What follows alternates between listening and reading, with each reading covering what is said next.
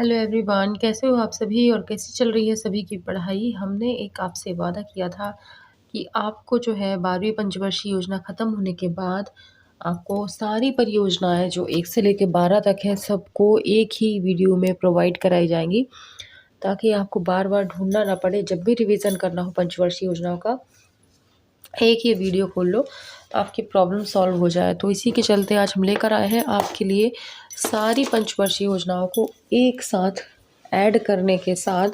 तो चलिए शुरू करते हैं हम पहली पंचवर्षीय योजना के साथ, जिसकी शुरुआत हुई थी 1951 से 1956 के बीच में। ठीक है, 5 सालों के लिए हुई थी। 1951 से स्टार्ट हुई और 1956 तक ये चली। ठीक है, और ये जो मॉडल था इसका हेराल्ड डोमर। हमने आपको एक ट्रिक भी बताई थी इसकी कि जब पंचवर्षीय योजना शुरू हुई तो सब बड़े हैरान हुए, है ना। और हैरान हुए से ट्रिक हमने इसलिए बनाई थी ताकि हेराल्ड डोमर आपको याद रहे। ठीक है, हेराल्ड डोमर हैरान रह गए थे। इसके बाद उद्देश्य क्या था? कृषि, प्रोडक्शन, सिंचाई, मूल स्थिरता, बिजली, परिवहन, कुटीर उद्योग, शरणार्थियों का पुनर्वास, मुद्रास्फीति पर नियंत्रण। कुल मिलाकर इसमें मेन जिसका जो उद्देश्य था वो कृषि था। ठीक है, अब कृषि का था तो इसमें देखेंगे इसमें क्या था? भाखड़ा नांगल बांध। देखो, अच्छा इसकी भी मैंने ट्रिक बताई थी कि इंसान की बेसिक ज़रूरत क्या होती है? सबसे पहली होती है खाना, फिर होती है पानी, है ना। पहली ज़रूरत यानी पहली पंचवर्षीय योजना। तो इसमें क्या था? कृषि यानी खाने पीने से संबंधित। इसके बाद इसमें खाने पीने में क्या आ गया था? कृषि आ गई थी। इसके बाद हमें पानी की ज़रूरत भी होगी, तो इसमें कई सारे बांध बनाए गए थे, जिसमें कि भाखड़ा नांगल पंजाब राज्य के होशियारपुर जिले की सतलज नदी पर बनाया गया था। हीराकुंड ओडिशा और मैटूर बांध की प्रमुख बांध परियोजना इस योजना अवधि के दौरान शुरू की गई। ठीक है, तो बांध बनाए गए पानी के लिए।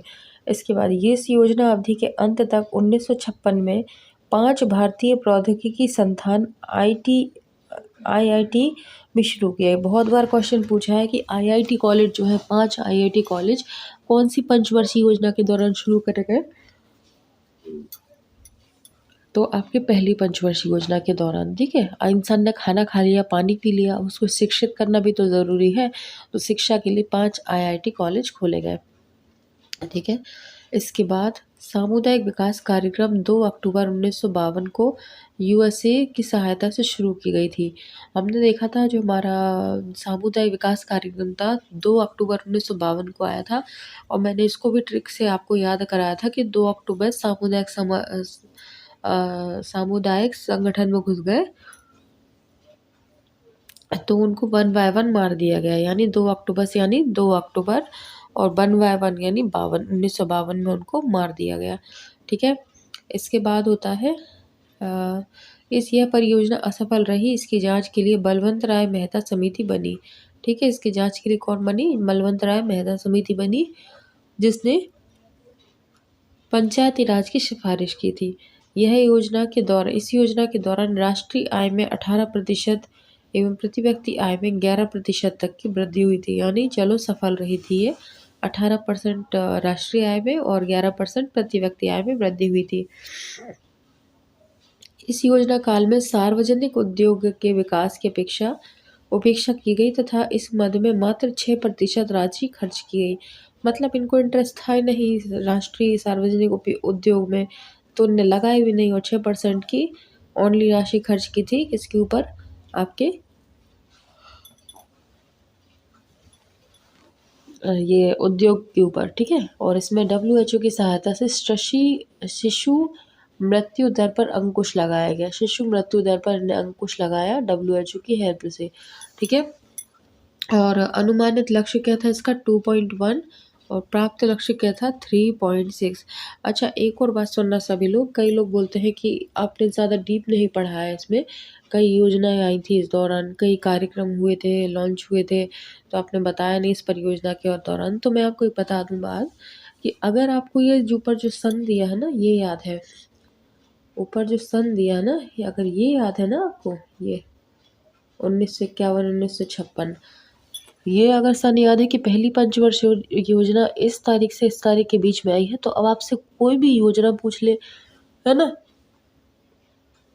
कहीं कहीं विकास कार्यक्रम आपसे पूछ ले कि कब लागू हुआ था या कब शुरू हुआ था, तो अगर आपको ये डेट याद है कि इतने से इतना पहली योजना थी, इतने से इतना दूसरा याद थी, तो उसके बीच की आपसे कोई भी डेट पूछ ले कि ये कौन सी पंचवर्षीय योजना के दौरान आया था, तो आपको ये बात अच्छे से पता चल जाएगी, है ना? आप बिल्कुल आसानी से सोच लोगे। जैसे अभी आपसे कोई पूछ ले कि सामुदायिक विकास कार्यक्रम कौन से साल में आया था, तो मतलब कौन सी पंचवर्षीय योजना के दौरान आया था, तो आपको अगर पता है कि इसका पहली पंचवर्षीय योजना कौन-सी है, 51 से 56 है और सामुदायिक विकास कार्यक्रम 1952 का है ना? तो 52 1951 और 56 के बीच में ही होगा ना? तो यानी ये पहली पंचवर्षीय योजना का है। ऐसे आप कुछ भी याद रख सकते हो, बस सन याद रखो आप, है ना? बस बाकी का ऑटोमेटिक सब हो जाएगा। आगे देखेंगे, ये हमारी पहली पंचवर्षीय योजना खत्म हो गई, हम दूसरी पे चलते हैं। दूसरी, हाँ, ये तीसरी आ गई शायद से। दूसरी ये रही हमारी कौन की, महालनोबिस साहब की। तो ये सेकंड पंचवर्षीय योजना है जो कि 1956 से 1951 के बीच में है। सॉरी, 51 बोल रही हूँ, 1961। 1956 से 1961 के बीच में है और पीसी एवं नेहरू महालनोबिस मॉडल। तो इसका मैंने क्या बताया था कि आपका जो महान लोग हैं वही उद्योग शुरू कर पाते हैं, हर कोई थोड़ी ना कर सकता है। पर जिसकी पहुँच होगी, जिसके व्यवहार होंगे, जिसके पास पैसा होगा, वही इंसान व्यापार खोल सकता है। तो यहाँ पर क्या था कि आपके महान लोग क्या करते हैं, उद्योग खोलते हैं, यानी महालनोबिस। इसके बाद उद्देश्य क्या था, औद्योगिक विकास, औद्योगिक के घरेलू कारखाने, भिलाई, दुर्गापुर और राउरकेला में इस्पात संबंधी संयंत्र की शुरुआत इस योजना के तहत की गई थी। इसमें भारी व बुनियादी उद्यमों पर जोर दिया गया था, ठीक है? भारी व बुनियादी उद्योगों पर जोर दिया था। इसमें आयात प्रतिस्थापन की वकालत की गई थी। निर्यात और अति व्यापार आदान प्रदान, इसमें सिंदूरी उर्वरक कारखाना बनाया था, ठीक है? तो इसमें कारखानों से संबंधित जहाँ भी बात आ जाए समझ लो, ये तीसरी हमारी दूसरी पंचवर्षीय योजना है। इंटीग्रल कोच एवं फैक्ट्री पेराम्बूर में खोली गई। चितरंजन लोकोमोटिव बनाया गया। अखिल भारतीय खादी व ग्रामीण बोर्ड का गठन हुआ। इस योजना में प्रति व्यक्ति आय में 1.9% की वार्षिक की वृद्धि हुई, है ना?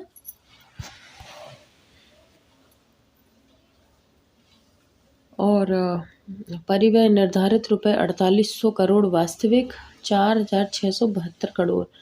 यानी कि कुछ फ़ायदा रहा इसमें, मतलब सॉरी, हाँ, फ़ायदा ही रहा। इतना सोचा था कि 4800 के लगभग खर्च होगा इसमें, लेकिन वास्तविक में 46,000 कुछ ही हुआ, यानी ओवर नहीं हुआ, ठीक-ठाक बजट में अपन फ्री हो गए थे इससे। इस योजना में राष्ट्रीय आय में 25% की वृद्धि हुई। कितने की? 25% की वृद्धि हुई। अच्छी खासी हो गई थी। और पूंजी निवेश की दर को 7% से बढ़ाकर 11% कर दिया था, ठीक है? तो आपकी ये जो दूसरी पंचवर्षीय योजना है, ये भी समाप्त होने ही वाली है, लेकिन यहाँ और देख लो क्या था इसमें कि अनुमानित लक्ष्य 4.5 था और प्राप्त लक्ष्य कितना था? 4.27%, ठीक है? तो ये हो गई आपकी दूसरी पंचवर्षीय योजना, इति समाप्तम। अब हम देखेंगे हमारी तीसरी योजना, ठीक है? इसके बाद हमारी तीसरी पंचवर्षीय योजना है जिसकी जो डेट थी ये रही 1961 से 1966 के बीच में, 1961 से 1966 के बीच में, ठीक है? पहली कब से कब तक थी? 51 से 56 तक, 51 से 56। दूसरी रही 56 से आपकी 61 तक और थर्ड रहेगी 61 से 66 तक, ठीक है? 5-5 के अंतर से सब में चलती रहेगी, ठीक है? मॉडल कौन सा था? जॉन सैंडी तथा सुखमय चक्रवर्ती, ठीक है? हमने ट्रिक क्या बनाई थी इसमें कि हमारी दो जो योजनाएं थी वो अच्छी भली चली, तो क्या हुआ, इंसान की जान कैसी हो गई? सुखमय हो गई थी, सुखी हो गई थी। तीसरे में हमने ये ट्रिक लगाई थी। इसके बाद से इसका उद्देश्य क्या था? आत्मनिर्भर और कृषि तथा एवं उद्योगों का विकास। पहली में कृषि थी, दूसरे में उद्योग था और तीसरे में ये दोनों ही हमने ऐड कर लिए थे, ठीक है? अगला था, इस योजना का उद्देश्य राष्ट्रीय आय व कृषि उत्पादन में 30% तक वृद्धि करना था। लेकिन 1962 में चीन व 1965 में पाकिस्तान के साथ युद्ध तथा खराब मौसम के कारण भारत अपना यह लक्ष्य हासिल नहीं कर पाया था। तो हमने दो बातें यहाँ देखी थी कि 1962 में चीन और 1965 में पाकिस्तान के साथ युद्ध था। इस कारण से जो लक्ष्य निर्धारित किया था वो हो नहीं पाया था। ठीक है, इसमें कृषि उत्पादन में वृद्धि ऋणात्मक रही, यानी घट के ही आया, जितना होनी चाहिए थी उससे कम ही आया। ठीक है, अब इसके बाद परिव्यय निर्धारित 7500 करोड़ था और वास्तविक 8577 था, यानी जितना हमने लागत निर्धारित किया था कि इतने में कर लेंगे, लेकिन उससे कहीं ज़्यादा इसमें लगा। ठीक है, इसके बाद इसे गाडगिल योजना के रूप में जाना जाता है। क्वेश्चन आ सकता है ये, तो इसकी भी हमने ट्रिक बनाई थी कि भाई देखो, चीन के साथ युद्ध हुआ और पाकिस्तान के साथ युद्ध हुआ और कसर रही तो ख़राब मौसम भी रहा, तो फसल पे क्या हुआ, बहुत बुरी तरह से गाज सी गिर गई, किसानों के ऊपर गाज गिर गई, यानी गाडगिल। ठीक है, ऐसे याद रख लेना, गाडगिल योजना के रूप में। इसमें विकास नीति असंतुलित थी। इसमें प्रति व्यक्ति आय में 1.4% की वृद्धि हुई थी। इसी योजना में 1966 में हरित क्रांति का प्रारंभ हुआ था। ठीक है, हरित क्रांति का प्रारंभ 1966 में हुआ था। ये पूछ सकते हैं, या ये भी पूछ सकते हैं कौन सी परियोजना के साथ, मतलब किस परियोजना में, किस पंचवर्षीय योजना में हरित क्रांति प्रारंभ हुई थी, तो 1966 में हुई थी। और किस में हुई थी, तीसरी पंचवर्षीय योजना में। ठीक है, इसके बाद असफल योजना के सबसे प्रमुख कारण, किस किस कारण से असफल रही, चीन के साथ युद्ध, भारत पाक के साथ युद्ध और सूखा, ये 3 कारणों से ये असफल रही। और इसमें अनुमानित लक्ष्य कितना था, 1956, और प्राप्त लक्ष्य कितना था, 2.4, ये था इसका अनुमानित लक्ष्य। ठीक है, आगे चलेंगे हम अपनी तीसरी पंचवर्षीय योजना। अच्छा, इससे पहले अपन एक प्लांट हॉलीडे पढ़ लेते हैं अपना। इसके बाद क्या हुआ था, योजना अवकाश आया था। ठीक है, प्लांट हॉलीडे, और जिसकी अवधि रही थी 66 से 69। अच्छा, ऐसे याद रखना है इसको कि तीसरी पंचवर्षीय योजना के बाद आई थी कितने साल की, 3 साल की। 3 साल योजना चलाने के बाद 3 साल का रेस्ट, यानी 1951 से 66 तक हमने भरपूर योजना चलाई, 3 साल काम किया, मतलब तीन योजनाओं में काम किया। अब हमें 3 साल का आराम चाहिए, यानी 1966 से 1969 तक का, 1966 से 1969 तक हमको अब अवकाश चाहिए। तो इस अवधि में वार्षिक योजना तैयार की थी। इसमें बस इतना ही याद रखना है, ज़्यादा कुछ नहीं करना है। इसके बाद देखेंगे हम अपनी चौथी पंचवर्षीय योजना। ठीक है, और इसकी अवधि जो रही थी 1969 से 1974 इसकी अवधि रही थी, यानी अगले 5 सालों के लिए। देखो 69 पे हमारी क्या योजना अवकाश खत्म हो गया था, तो अब 69 से लेकर 74 तक हमारी चौथी पंचवर्षीय योजना रहेगी। और इसमें अवधि रही थी आपकी, ये तो देख लिया। उद्देश्य था स्थिरता के साथ आत्मनिर्भरता, कृषि तथा सिंचाई पर महत्व, मतलब आत्मनिर्भरता पर जोर दिया और कृषि और सिंचाई पर भी इसमें जोर दिया, कृषि और सिंचाई। और हमारे कचरे वाले आ चुके हैं जो डिस्टर्ब कर रहे हैं, तो उन्हें निकल जाने दो, हम तब तक थोड़ा ब्रेक लेते हैं। अच्छा, इसमें जो मॉडल था वो एलन एस मात्रे एवं अशोक रुद्र मॉडल रहा था। क्या रहा था, एलन एस मात्रे तथा अशोक रुद्र मॉडल। और हमने इसको कैसे याद रखा था, हमने इसको ऐसे याद रखा था कि क्या बोलते हैं, अपना जो हमारी तीसरी पंचवर्षीय योजना में जो जान सुखी हो गई थी, है ना, जान सुखी हो गई थी, तो क्या हुआ था, अशोक जो है, अशोक क्या हुआ था, अशोक जो थे स्मार्ट बन गए थे। एस मात्रे को हमने स्मार्ट बोला था। एस मात्रे कुछ लग रहा है ना स्मार्ट जैसा, तो एस मात्रे क्या हुए थे, स्मार्ट कौन हो गए थे, अशोक जी की जान सुखमय हुई थी तीसरी पंचवर्षीय योजना में, और जिसके कारण वो चौथी साल में क्या हो गए थे, स्मार्ट हो गए थे अशोक। ऐसे हमने याद रखा था। और प्रमुख कार्य क्या हुआ था, 14 बैंकों का राष्ट्रीयकरण हुआ था। तो ये भी पूछ सकता है कौन सी पंचवर्षीय योजना में हमारा बैंकों का राष्ट्रीयकरण हुआ था, तो चौथी में। अब याद कैसे रखोगे, देखो चौथी और 4 दोनों में 4 है, इसे कोरिलेट कर लेना। और इसरो की स्थापना हुई थी। अब ये भी पूछ सकता है इसरो कब हुआ था, तो इसरो की भी हमने ट्रिक बनाई थी कि अशोक जी स्मार्ट हो गए थे तो उनको इशारे मिलने लगे थे, ऐसे याद किया था हमने, है ना। तो ये हो गया। इसके अलावा इस योजना में कृषि विकास और भारत में हरित क्रांति पर जोर दिया। देखो 1966 में जो हरित क्रांति पर शुरुआत हो गई थी, अब ये चौथी पंचवर्षीय योजना में क्या हुआ था, विकास हुआ था, हरित क्रांति पर जोर दिया था। इसके बाद फिर से भारत पाक का युद्ध हुआ 1971 में, और बांग्लादेशी की शरणार्थियों के कारण स्थिति खराब हो गई थी। इसका उपनाम गाडगिल योजना भी रखा गया था, इसका भी नाम रखा था गाडगिल योजना। लेकिन मेन अगर पूछेगा, अगर अलग से अगर पूछता है, तो आपको तीसरी पर ही फोकस करना है, तीसरी पर ही लगाना है। और प्रति व्यक्ति आय में वृद्धि 0.9% हुई थी।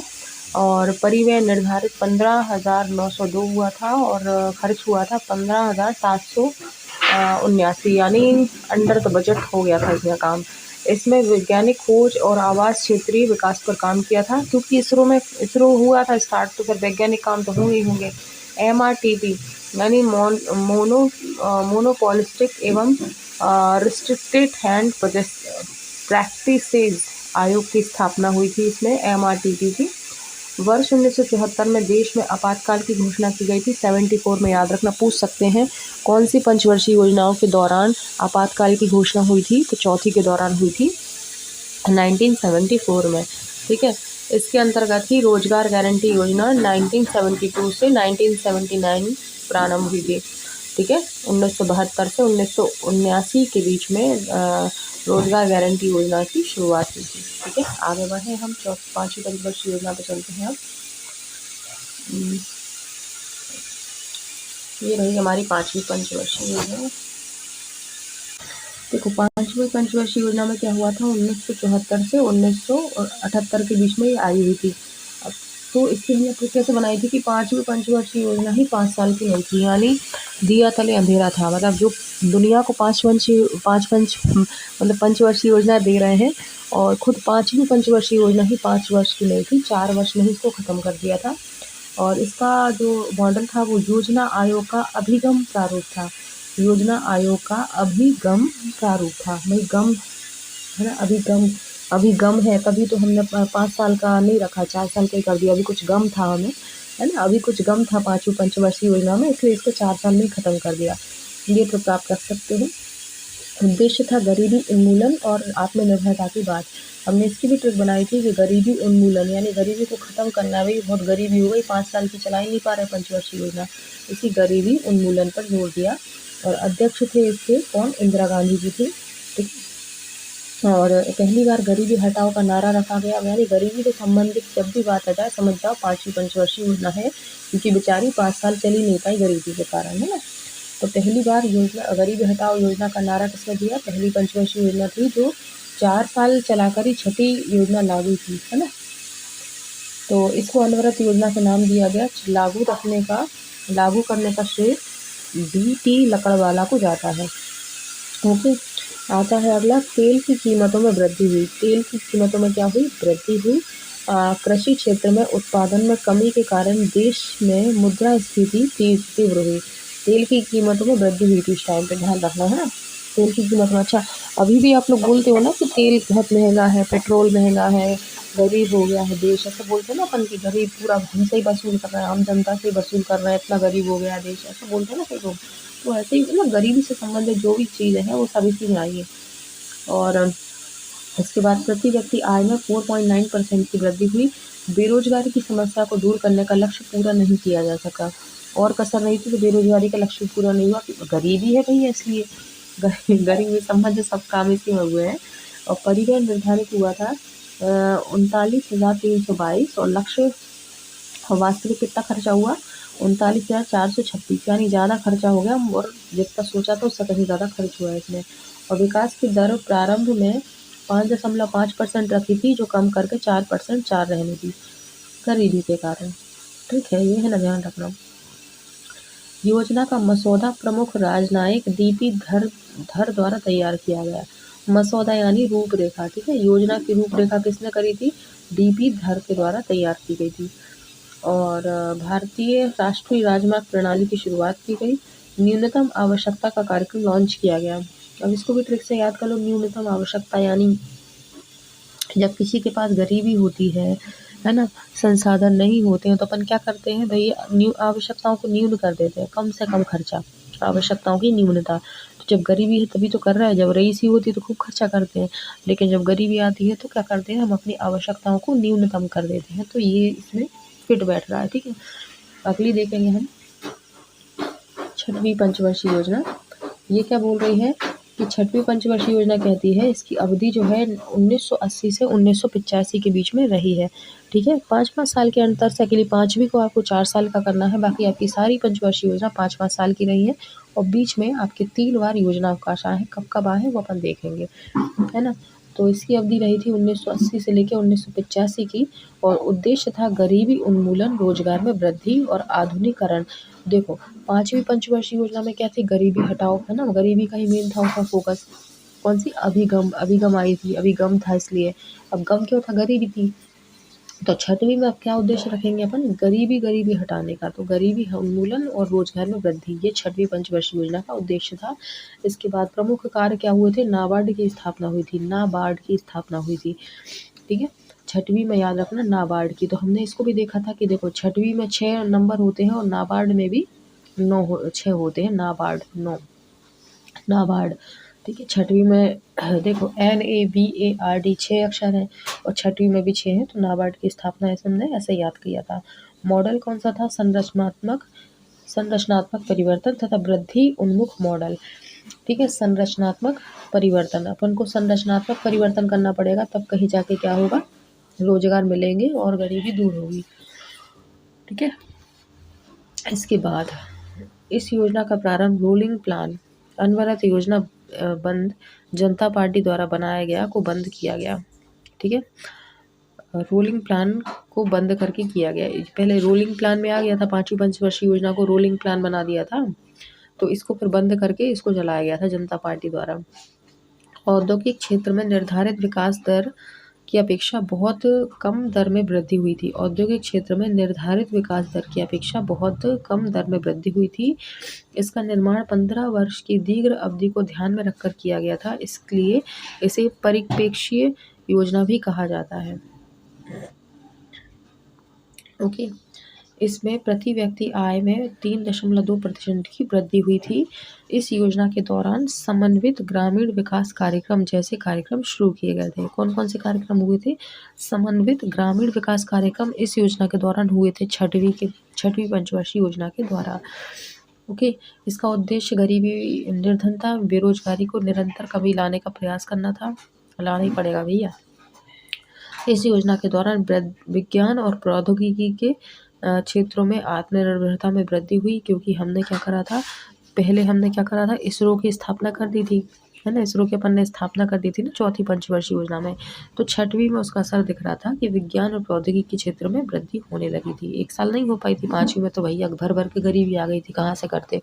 तो 6वीं में उन्होंने क्या करा? विज्ञान और प्रौद्योगिकी में वृद्धि हुई थी, और तीव्र गति से बढ़ रही जनसंख्या को लघु परिवार में एवं परिवार नियोजन की गतिविधियों के माध्यम से कम करना था। बहुत भर भर के जनसंख्या हो रही थी, तो कम करना था इसको। ठीक है, और इस दौरान देखो संभावित ग्रामीण विकास कार्यक्रम IRDP की स्थापना हुई थी 1978 में 79 के बीच में। ठीक है, देखो अब ऐसा याद रखना बहुत आसान होता है, हम लोग एक ट्रिक आपको बताते हैं, सुनना ध्यान से।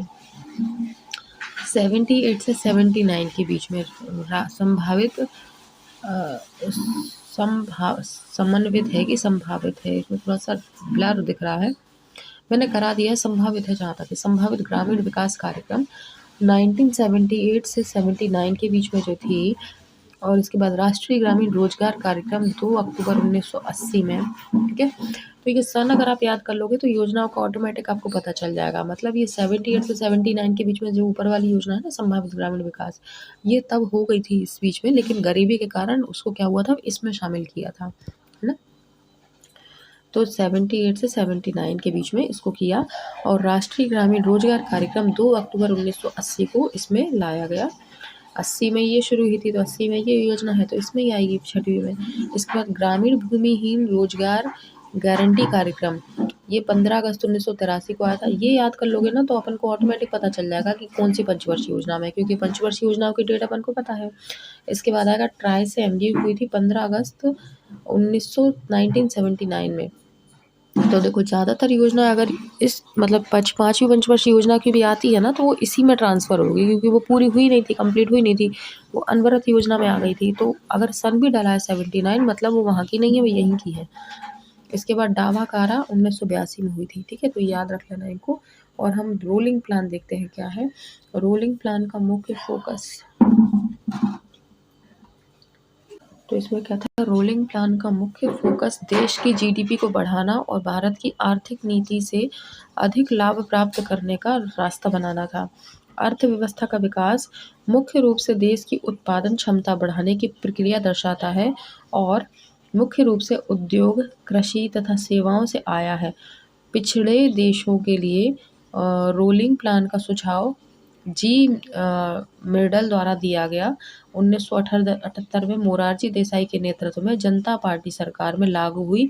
इसके परिणामस्वरूप न होने के कारण इसे 1980 में इंदिरा गांधी के कार्यकाल में हटाया गया था। ठीक है, इसको हटा दिया गया था इंदिरा गांधी के कार्यकाल में।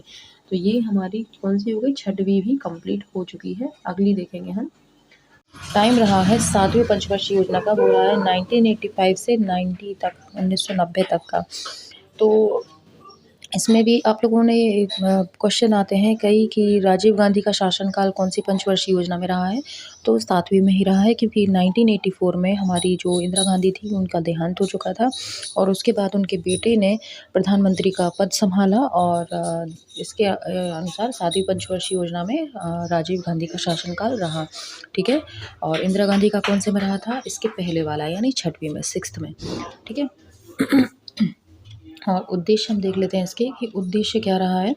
तो रोजगार, शिक्षा और जन स्वास्थ्य का विकास। ठीक है, जन स्वास्थ्य का विकास। अब इसकी ट्रिक आप लोग देख लो कि रोजगार मतलब क्या हुआ कि अर्थव्यवस्था तो खराब चली रही थी अपनी, तो रोजगार तो इसमें चलेगा ही चलेगा और शिक्षा भी चलेगी और इसके अलावा जन स्वास्थ्य का विकास। तो इसकी ट्रिक ये बना लो कि देखो 1984 में क्या हुआ, इंदिरा गांधी की डेथ हुई थी, है ना। तो क्यों हुई थी डेथ, क्योंकि लोगों में शिक्षा का अभाव था, बुरी मानसिकता थी, है ना, विकृत मानसिकता हो चुकी थी और लोगों को समझ में नहीं आता अच्छा क्या बुरा क्या, तो उनको शिक्षित करना ज़रूरी था। ठीक है, और प्लस इसके साथ ही साथ क्या, स्वास्थ्य का विकास। अब भाई वो घायल हो गई थी तो उनका स्वास्थ्य भी ठीक कराया, उनका इलाज कराया। तो इस तरीके से आप याद रख लेना कि इंदिरा गांधी के टाइम पर शिक्षा और स्वास्थ्य को प्राथमिकता दी, साथ ही साथ रोजगार को भी। ठीक है, इसके बाद आगे देखेंगे कि इसका मॉडल क्या था, दीर्घकालिक विकास विधि और उदारीकरण मॉडल। ठीक है, दीर्घकालिक विकास विधि और उदारीकरण मॉडल। अच्छा, आप लोगों ने देखा होगा कि राजीव गांधी के टाइम पर, राजीव गांधी का शासनकाल था, इसमें टेक्नोलॉजी का काफ़ी विकास हुआ, मतलब बहुत ज़्यादा इसको आगे लाया गया, डेवलपमेंट हुई इसमें टेक्नोलॉजी में। तो ये विकास की विधि थी, मतलब विकास की विधि थी, विकास करने की एक विधि थी भाई।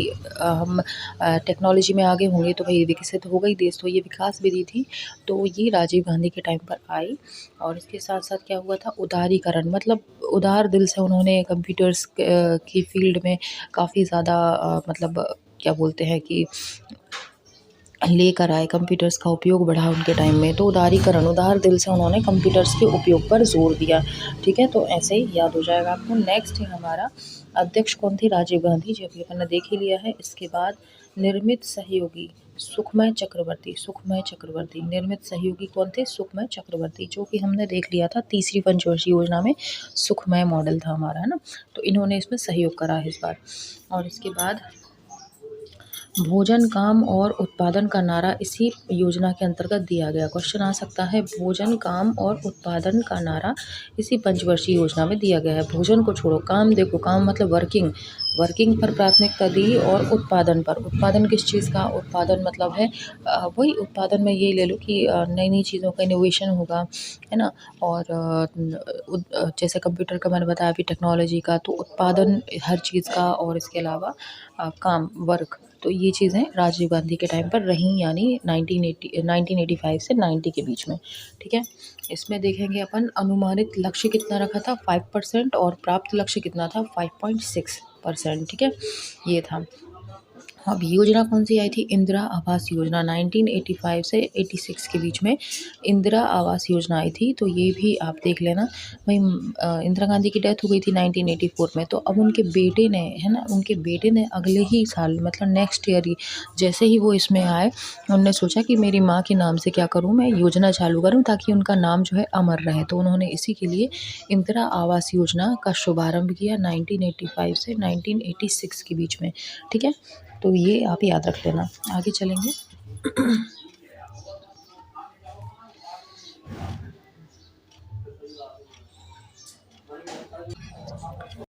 ठीक है, नेक्स्ट है हमारा, इसमें प्रति व्यक्ति आय में 3.6% की वृद्धि हुई। कितनी हुई? 3.6% की इसमें वृद्धि हुई प्रति व्यक्ति आय में।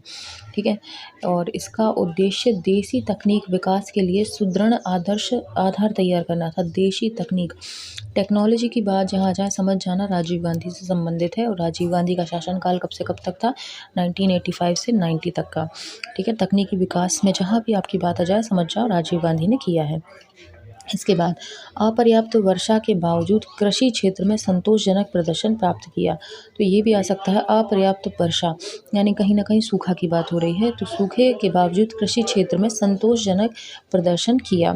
ठीक है। कृषि भी ठीक ठाक हुई, बारिश कम थी इसके बावजूद। इसके बाद, औद्योगिक उत्पादन 8.1% रहा, जो 8.3% के लक्ष्य से कम था। यानी लक्ष्य कितना था? औद्योगिक उत्पादन 8.3 और प्राप्त कितना हुआ? 8.1। ओके। पूरी जनसंख्या में गरीबी स्तर वर्ष 1983 से 1984 में 37% से घटकर वर्ष 1987 में 30% रह गई थी। गरीबी का स्तर मतलब कम हुआ था। 1983 से 1984 में 37% था। ठीक है। मतलब इंदिरा गांधी के शासनकाल में 37% था गरीबी स्तर, और राजीव गांधी के टाइम पर कितना हो गया था? 30% हो गया था। मतलब उनके बेटे ने 7% और गरीबी कम कर दी थी। ठीक है। ऐसे याद रख लेना आप लोग। आगे देखेंगे, 7 कदम आगे था, मतलब गरीबी उन्मूलन में इनका बेटा 7% आगे था। ठीक है। इसके बाद, सातवीं योजना दीर्घकालिक विकास की युक्तियों पर जोर देते हुए उदारीकरण पर बल देने वाली थी। कैसी थी?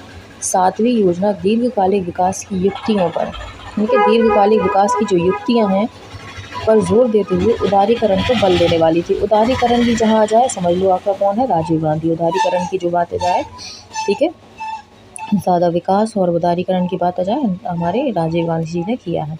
इसके बाद, इसका एक उद्देश्य पारिस्थितिक एवं पर्यावरण संरक्षण देना था। एक उद्देश्य क्या था? पारिस्थितिक और पर्यावरण संरक्षण देना था। ठीक है। ये भी याद रखना है आपको कि पारिस्थितिक और पर्यावरण का संरक्षण देना है। अच्छा पर्यावरण हो, अच्छा वातावरण हो, इस पर भी ध्यान देना है। अच्छा, ऐसे अब देखो इसकी ट्रिक हम थोड़ी सी देख लेते हैं कि इंदिरा गांधी के टाइम पर क्या हुआ था। क्या हुआ था आप लोगों को पता ही होगा कि उनकी जो है डेथ हुई थी, और उन्होंने एक आदेश दे दिया था। काफ़ी दंगे हुए थे उनकी मृत्यु के बाद, है ना। जो क्या बोलते हैं, सरदार लोग थे, इन लोगों पर काफ़ी बहुत ज़्यादा दंगे हुए थे उनके साथ। तो ऐसे याद रख लेना कि अब भाई बहुत ज़्यादा मतलब खून खराबा हुआ था, है ना। बहुत ज़्यादा वैसा पूरा माहौल मतलब ख़राब हो गया था, पारिस्थितिक और पर्यावरण पूरा बेकार हो गया था। तो इसका संरक्षण उनके बेटे ने दिया कि चलो भई अब पर्यावरण सुधारते हैं, परिस्थिति जो है इन सबको अच्छा करते हैं, बहुत हो गया। ठीक है। तो ये इसमें ट्रिक थोड़ी-सी यही काम आ सकती है कि उस टाइम पे उनकी माताजी के टाइम पर मतलब ऐसा हो गया था, तो उनके बेटे ने पर्यावरण संरक्षण को दी प्राथमिकता। इसके बाद, इस योजना में योजना परिव्यय की दृष्टि से पहली बार निजी क्षेत्र को सार्वजनिक क्षेत्र की तुलना में वरीयता दी। क्या किया? इस योजना में योजना परिव्यय की दृष्टि से पहली बार निजी क्षेत्र को सार्वजनिक क्षेत्र की तुलना में क्या दी? वरीयता दी। ठीक है। योजना परिव्यय की दृष्टि में निजी क्षेत्र को ज़्यादा प्राथमिकता दी, और सार्वजनिक क्षेत्र में मतलब निजी क्या बोलते हैं, निजी संस्थाएं हैं या इनको प्राथमिकता दी सार्वजनिक की तुलना में, सरकारी की तुलना में। ठीक है।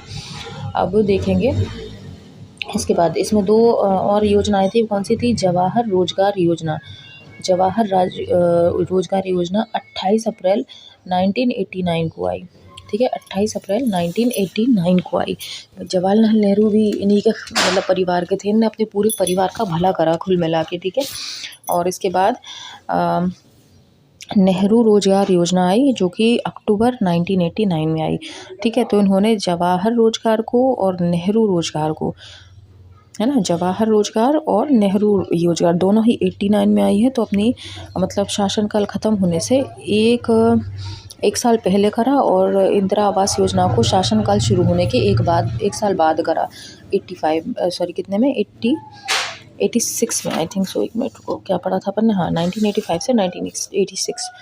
ठीक है। 1985 से 1986 में जैसे ही ये शासनकाल में आए, इन्होंने इंदिरा आवास योजना शुरू कर दी और क्या बोलते हैं, इसके अलावा जवाहर रोजगार योजना 28 अप्रैल 1989 और नेहरू रोजगार योजना अक्टूबर 1989 में। ये शासन ख़त्म होने से 1 साल पहले इनने जवाहर रोजगार और नेहरू रोजगार योजना शुरू की। इसके बाद आता है, इसके बाद हम देखेंगे 2 वार्षिक योजनाएं इनने शुरू करी। ठीक है, तो वार्षिक योजनाओं में क्या आ जाएगा आपका, वही आपका क्या आ जाता है, योजना अवकाश आ जाता है। ठीक है,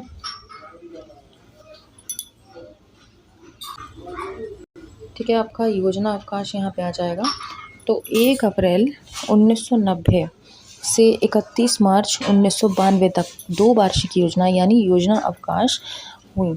ठीक है, तो इसको देख लेते हैं अपन। 31 मार्च 1990 को 7वीं पंचवर्षीय योजना की समाप्ति पर, जैसे ही आपकी 7वीं पंचवर्षीय योजना खत्म होती है 31 मार्च को, सरकारों को जल्दी जल्दी बदलने से 8वीं पंचवर्षीय योजना नहीं प्रारंभ हो सकी। ठीक है, सरकार जल्दी जल्दी बदल रही थी, इस वजह से 8वीं पंचवर्षीय योजना नहीं शुरू हो सकी।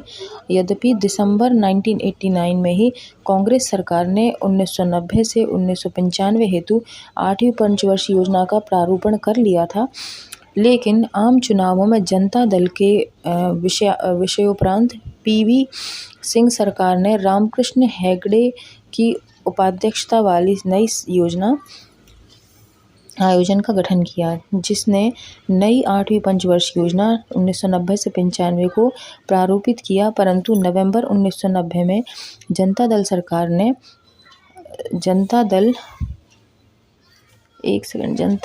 सरकार के पतन के बाद कांग्रेस समर्थित चंद्रशेखर सरकार ने योजना आयोग का पुनर्गठन कर मोहन धारिया को इसका उपाध्यक्ष नियुक्त किया। दुर्भाग्य से इस सरकार का भी पतन हो गया और जून 1992 में कांग्रेस सरकार पुनर्वापसी के बाद प्रणब मुखर्जी की योजना आयोग का उपाध्यक्ष नियुक्त किया गया और अंततः 8वीं पंचवर्षीय योजना 1992-93 से 1996-97 की अवधि हेतु प्रवृत्त हुई। इस प्रकार यह योजना 1990 से 1992 की 2 वार्षिक अवधि योजनाओं के रूप में सामने आई। कुल मिलाकर कभी कांग्रेस आ रही है जल्दी जल्दी, फिर बीजेपी आ रही है, तो ये सरकारें चेंज हो रही थी। इसके चलते 8वीं पंचवर्षीय योजना नहीं हो पाई और 1990 से 1992 के बीच में 2 वार्षिक योजना शुरू की गई। ठीक है, ठीक बात। तो ये हमारी पंचवर्षीय योजना है, 7वीं पंचवर्षीय योजना, ये भी हमारी कंप्लीट हो गई है। उम्मीद है आप लोगों को समझ में आई होगी। जो आपको कुछ पॉइंट्स बताए हैं उनको थोड़ा सा पकड़ के चलना कि कौन से हमारे प्रधानमंत्री हैं, इनने किस चीज़ को प्राथमिकता दी और उसी के आधार पे क्या है इसका निश्चय होता है। हम डिसाइड कर पाते हैं कि कौन सा मॉडल था या क्या था। एक बार रिवीजन देख लो, बस कुछ खास चीज़ों का पूरा नहीं पढ़ाऊंगी, एक बार देख लो, है ना। शुरू में क्या पढ़ा था हमने, लास्ट पेज का देख लेते हैं एक बार।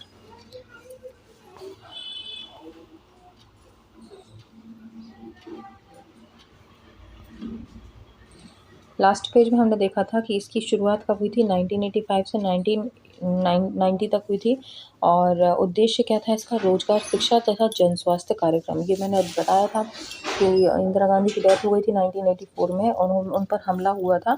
हमला कब होता है, इंसान कब ऐसा करता है, जब वो अपराध प्रवृत्ति का होता है इंसान, और अपराध प्रवृत्ति का कब होता है, जब उस पर शिक्षा का अभाव होता है। तो उनके बेटे ने सोचा कि पहले लोगों को शिक्षित करें और लोगों का स्वास्थ्य बढ़ाएं। ठीक है, तो ये शिक्षा और स्वास्थ्य पर थी आधारित और दीर्घकालिक विकास विधि और उदारीकरण मॉडल रखा है। इन्होंने कंप्यूटर प्रोग्रेस पर काफ़ी काम किया हमारे जी, ये जो हैं आपके राजीव गांधी जी। तो इसको ले लो, उन्होंने विकास विधि के लिए कंप्यूटर का प्रयोग किया और उदारीकरण दिखाई काफ़ी, है ना। तो ये हो जाएगा। अध्यक्ष राजीव गांधी थे, सहयोगी कौन थे, सुखमय चक्रवर्ती। भोजन, काम और उत्पादन का नारा इसी योजना के अंतर्गत लगा। ठीक है, इंदिरा आवास योजना आई थी 1985 से 1986 के बीच में। ठीक है, नेक्स्ट देखेंगे। प्रति व्यक्ति आय कितनी थी, 3.6% में वृद्धि हुई थी। इसका उद्देश्य तकनीकी विकास के लिए सुदृढ़ आधार तैयार करना था। तकनीक की बात आ गई, राजीव गांधी। अपर्याप्त वर्षा के बावजूद कृषि क्षेत्रों में ने संतोषजनक प्रदर्शन किया। ठीक है, औद्योगिक उत्पादन 8.1% रहा, जो कि 8.3 के लक्ष्य से कम था। ठीक है, पूरी जनसंख्या में गरीबी स्तर में 1983 में से 84 में 37%, जो घटकर 1987 में 30% रह गई थी। ठीक है, 7वीं योजना दीर्घकालिक विकास की चुनौतियों पर जोर देते हुए उदारीकरण पर बल देने वाली थी। इसका एक उद्देश्य पारिस्थितिक एवं पर्यावरण संरक्षण था। इस योजना में योजना परिव्यय की दृष्टि से पहली बार निजी क्षेत्र को सार्वजनिक क्षेत्रों की तुलना में वरीयता दी गई। 1989 में कौन सी योजना आई थी? जवाहर रोजगार, जो कि 28 अप्रैल की रही। 28 अप्रैल में जवाहर रोजगार योजना। और नेहरू योजना कब आई थी? अक्टूबर में 1989 में। वार्षिक योजना कब से कब तक थी? 1 अप्रैल 1990 से 31 मार्च 1992। ठीक है, तो ये आपका हो गया है हमारा कंप्लीट पंचवर्षीय योजना 7वीं तक वाले। हमारी 8वीं पंचवर्षीय योजना 7 हमारी हो गई है, बड़े खुशी से, बड़े आनंद से, बड़े आसानी से। तो हम आज शुरू करेंगे 8वीं पंचवर्षीय योजना, और इसको हम देख लेते हैं कब से कब तक की है। ये है 1992 से 1997 तक, 1992 से 1997 तक। पिछली पंचवर्षीय योजना में हमने देखा था कि पिछली पंचवर्षीय योजना आई थी आपकी 1985 से 1990 तक की, जो कि थी राजीव गांधी के शासनकाल में। ठीक है, और इसके बाद 1990 से 1992 के बीच में क्या आया था? आपका अनवरत योजना आई थी, यानी वार्षिक योजनाएं आई थी, योजना अवकाश आया था। ठीक है, तीनों एक ही चीज़ें हैं। इसके बाद 1991 में राजीव गांधी की हो चुकी थी डेथ। ठीक है, अब उनकी डेथ के बाद फिर 1992 में जो नेक्स्ट योजना आई 8वीं, यानी जो हमारी 1992 से 97 के बीच में, इसमें जो प्रधानमंत्री रहे थे, ये कौन रहे थे? पीवी नरसिम्हा राव। ठीक है, पीवी नरसिम्हा राव रहे इसके अध्यक्ष योजना आयोग के।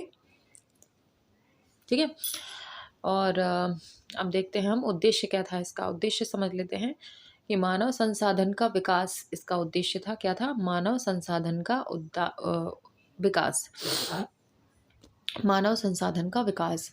अब इसको थोड़ी सी ट्रिक से हम कैसे याद करेंगे मानव संसाधन का? देखो, इंदिरा गांधी की पहले डेथ हो गई। ठीक है, इसके बाद हमारे राजीव गांधी जी की डेथ हो गई। अब दोनों की जो है डेथ हो गई, तो क्या हुआ? इंसानों की कमी हो गई, मानवों की कमी हो गई। तो अब मानव संसाधन जुटाने की वो लोग कोशिश कर रहे हैं। मतलब योजना आयोग वाले जो पंचवर्षीय योजना में उन्होंने क्या सोचा कि मानव संसाधन को जुटाया जाए।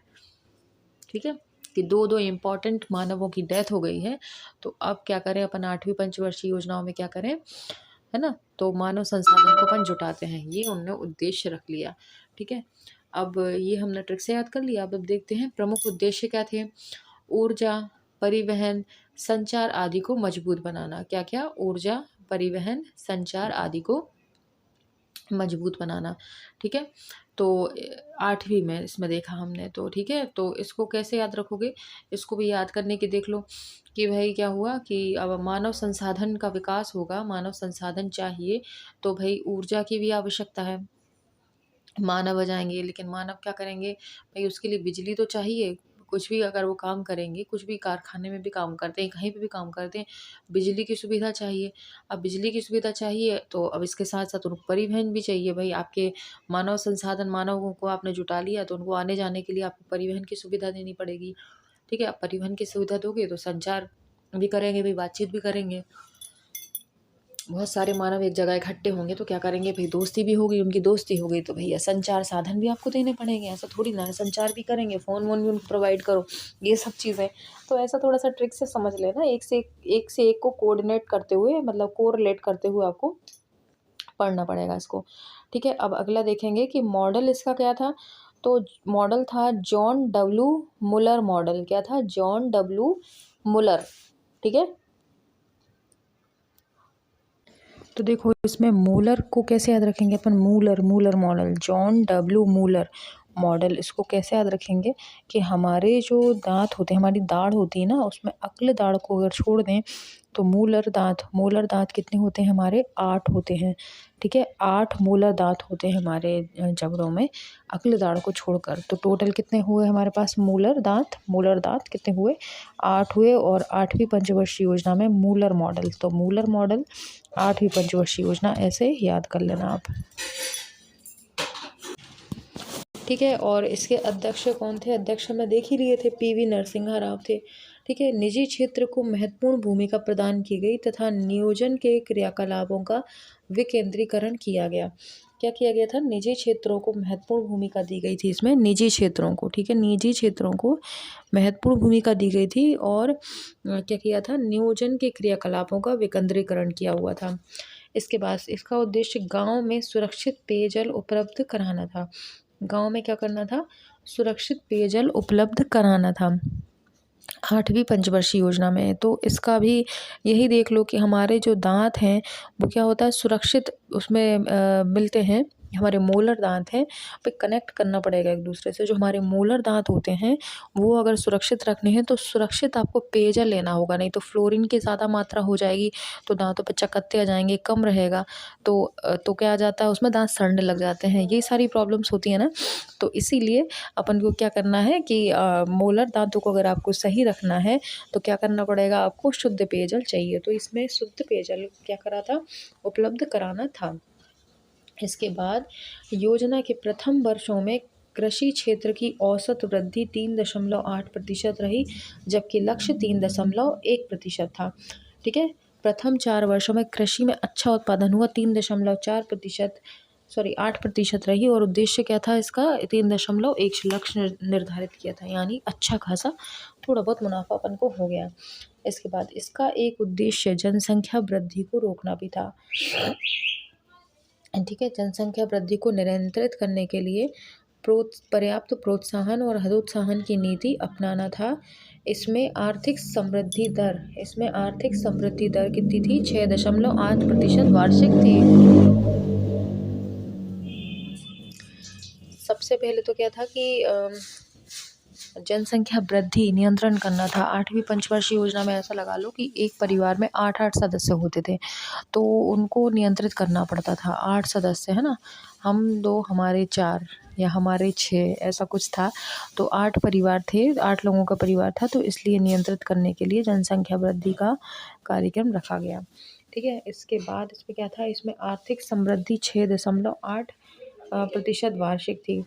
समूची आबादी के लिए देखो, समूची आबादी के लिए रोग प्रतिरोधक टीका लगाने समेत प्राथमिक स्वास्थ्य संरक्षण की सुविधाएं उपलब्ध कराना भी इसका उद्देश्य था। अब 8 लोगों का परिवार था तो बच्चे मतलब काफ़ी ज़्यादा थे, 6 बच्चे थे। अब उनका प्रतिरोधक क्षमता भी तो विकसित करना, रोग प्रतिरोधक क्षमता, तो टीका लगवाने की भी इसमें उद्देश्य रखा गया था। इसके बाद 15 से 35 वर्ष की आयु में वर्ग में निरक्षरता के पूर्ण उन्मूलन हेतु सभी को प्रारंभिक शिक्षा उपलब्ध कराना। 15 से 35 वर्ष के लोगों के लिए क्या करना? आयु वर्ग में निरक्षरता के पूर्ण उन्मूलन हेतु सभी को प्राथमिक शिक्षा उपलब्ध कराना। जहाँ तक इसमें पूर्ण शिक्षा की बात हो रही है। ठीक है। इसके बाद इसी योजना के दौरान विश्व बैंक के दबाव के चलते भारतीय अर्थव्यवस्था का उदारीकरण किया गया।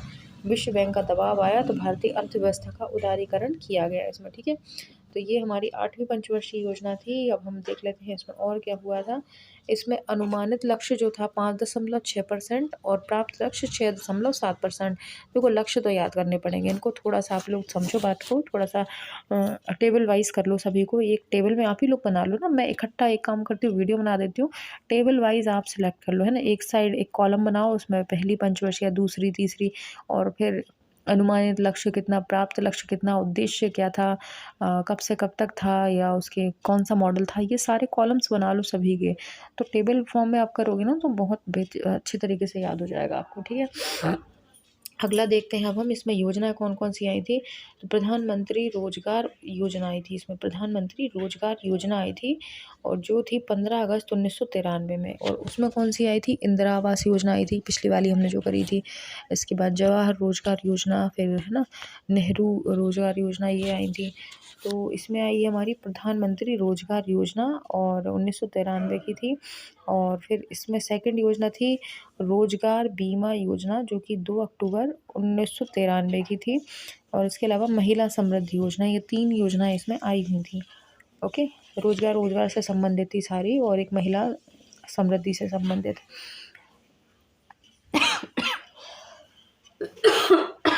सॉरी। अब हम देखेंगे द्वितीय पीढ़ी के सुधार शब्द का प्रयोग सब पहली बार वित्त मंत्री यशवंत सिन्हा द्वारा किया गया। ये सुधार वर्ष 1996-97 के बाद लागू किए गए। ठीक है, द्वितीय पीढ़ी के सुधार शब्द का प्रयोग पहली बार वित्त मंत्री यशवंत सिन्हा द्वारा किया गया। ठीक है, ये सुधार वर्ष 1996 से 97 के बाद किए गए थे। ओके, इन सुधारों को द्वितीय पीढ़ी के सुधार इसलिए कहा गया क्योंकि ये सुधार वर्ष 1991 में प्रारंभ किए गए आर्थिक सुधारों को और गहनता प्रदान करते हैं। पहली पीढ़ी के सुधार के बाद भारतीय अर्थव्यवस्था में काफ़ी हद तक स्थिरता कायम हो चुकी थी, अतः अर्थव्यवस्था में तीव्र वृद्धि के लिए इन सुधारों का लाना आवश्यक था। इन सुधारों में कृषि आधारित उद्योगों, लघु स्तरों के उद्योगों, आधारभूत संरचना, सामाजिक सेवाओं जैसे स्वास्थ्य, शिक्षा एवं सार्वजनिक वितरण प्रणाली पर अत्यंत जोर दिया गया। अनावश्यक अनुदान में कमी, सिंचाई, बिजली एवं सड़क परिवहन सेवाओं में लागत वसूली की व्यवस्था की गई। ये सुधार आम जनता से सीधे जुड़े हुए थे। ज़्यादा कुछ इसमें खपना नहीं है, दिमाग बिल्कुल नहीं खपाना है इसमें, ये तो बस एक नॉलेज के लिए था, बाकी ऐसा कुछ नहीं है इसमें। थोड़ा बहुत पढ़ लेना, बाकी ज़्यादा डीप नहीं जाना अपन को।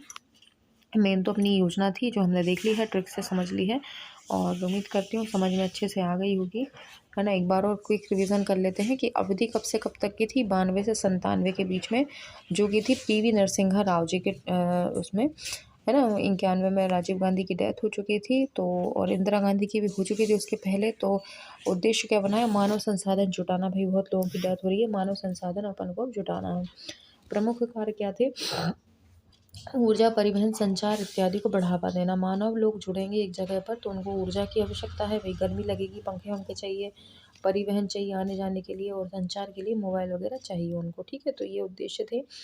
मॉडल क्या था इसका, मूलर मॉडल था, जॉन डब्ल्यू मूलर। तो हमने ट्रिक क्या बनाई थी कि हमारे मूलर दांत जो होते हैं, अक्ल दाढ़ को छोड़कर 8 होते हैं हमारे मुंह में पूरे, तो मूलर से मोलर और 8वीं पंचवर्षीय योजना से 8 मोलर दांत। ठीक है, अध्यक्ष देख लिए थे PV नरसिम्हा राव, यही महत्वपूर्ण होता है। बाकी इतने ही क्वेश्चन देखिए, जितने भी पंचवर्षीय उठा के देखोगे ना, उसमें यही पूछते हैं उद्देश्य क्या था, मॉडल क्या था, कब से कब तक था, और क्या बोलते हैं ये बेसिक क्वेश्चन पूछ जाते हैं, ज़्यादा डीप नहीं पूछता है ना ही इसमें।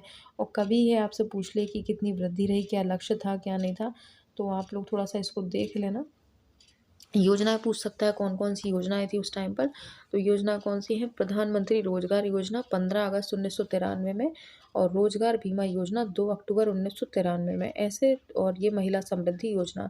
ठीक है, तो ये सभी किससे संबंधित है, आपके PV नरसिम्हा राव के समय में आई 8वीं पंचवर्षीय योजना से संबंधित। ठीक है, अच्छा, पिछली वाली में आपने देखा था उसमें क्या था, सबसे पहले इंदिरा आवास योजना था, यानी इंदिरा गांधी की डेथ हुई थी तो उनने राजीव गांधी ने इंदिरा गांधी के नाम से कर लिया था। ठीक है, और उनने जाते जाते भी, जब उनका शासनकाल खत्म होने वाला था 1984 में, है ना, 1984 नहीं सॉरी 1989 में, 84 में कहाँ पहुँच रही हूँ मैं, 1989 में, 1985 से 1990 तक का था उनका। तो 89 में उनने कौन सी योजना शुरू की थी, एक तो किया था जवाहर ना, जवाहर रोजगार, और एक नेहरू रोजगार योजना, उनने तो वो योजनाएं शुरू की थी। और मैं जो आपको बोल रही थी कौन सी, इंदिरा आवास, वो 1985 में थी, 85-86 में, है ना। और ये वाली जो योजना है ये कौन सी, प्रधानमंत्री रोजगार योजना 15 अगस्त 1993। ठीक है, तो ये हुई है। और रोजगार बीमा योजना ये भी 93 में, दोनों 93 हुई हैं, ठीक है। 1 अगस्त में हुई है, 1 अक्टूबर में हुई है, बस फ़र्क इतना है। और महिला समृद्धि योजना हुई है, तो इसमें डेट वगैरह नहीं देखी, ये आपको देखना पड़ेगा, देख लेना इसको, ठीक है। तो हमारी योजना ख़त्म हो गई है 8वीं, और अच्छे से देख ली हमने, और इसको 1-2 बार पढ़ लेना तो सही सही याद हो जाएगी, ठीक है। तो और हाँ, ये पूछ सकता है कि 15 से 35 वर्ष की आयु के वर्ग में निरक्षरता के पूर्ण उन्मूलन हेतु शिक्षा किसको दी गई थी, कब दी गई थी, या कितनी आयु वर्ग को दी गई थी, तो ये 15 से 35 वर्ष को, ठीक है।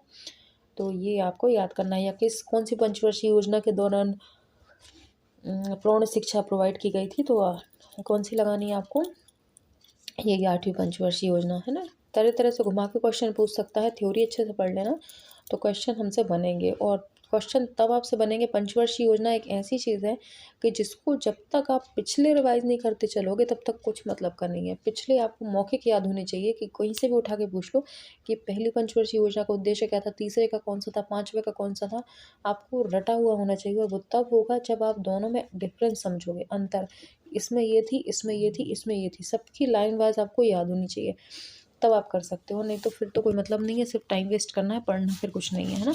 तो पुराने मौखिक याद होने चाहिए आपको, तब है। पढ़ाई की बात करेंगे, हो गई कि नहीं हो गई, है ना। तो 9वीं पंचवर्षीय योजना आज हम करने वाले हैं, जिसका 1997 से 2002 तक इसमें रहा है, ठीक है। 9वीं पंचवर्षीय योजना 1997 से आपके 2000 तक रही थी। हमने पिछली बार 8वीं पढ़ी थी, जो कि 1992 से 1997 के बीच में रही थी, जिसमें PV नरसिंह राव अध्यक्ष थे। और अब इसमें अध्यक्ष चेंज हो चुके हैं, 1997 से 2002 के बीच में आई थी। और इसमें अध्यक्ष थे अटल बिहारी वाजपेयी, यानी सरकार भी उन्हीं की थी। और इसका उद्देश्य था न्यायपूर्ण वितरण और समानता के साथ विकास। देखो, हमारे जो अटल बिहारी जी थे, है ना, कैसे थे, बड़े शांति से रहने वाले, बड़े न्याय संगत बात करने वाले, सबको समानता के साथ देखने वाले। तो ट्रिक यहीं लग गई अपनी कि न्यायपूर्ण वितरण, भैया न्यायपूर्ण वितरण करते थे वो, सबको बराबर नज़रों से देखते थे और समानता के साथ विकास करते थे।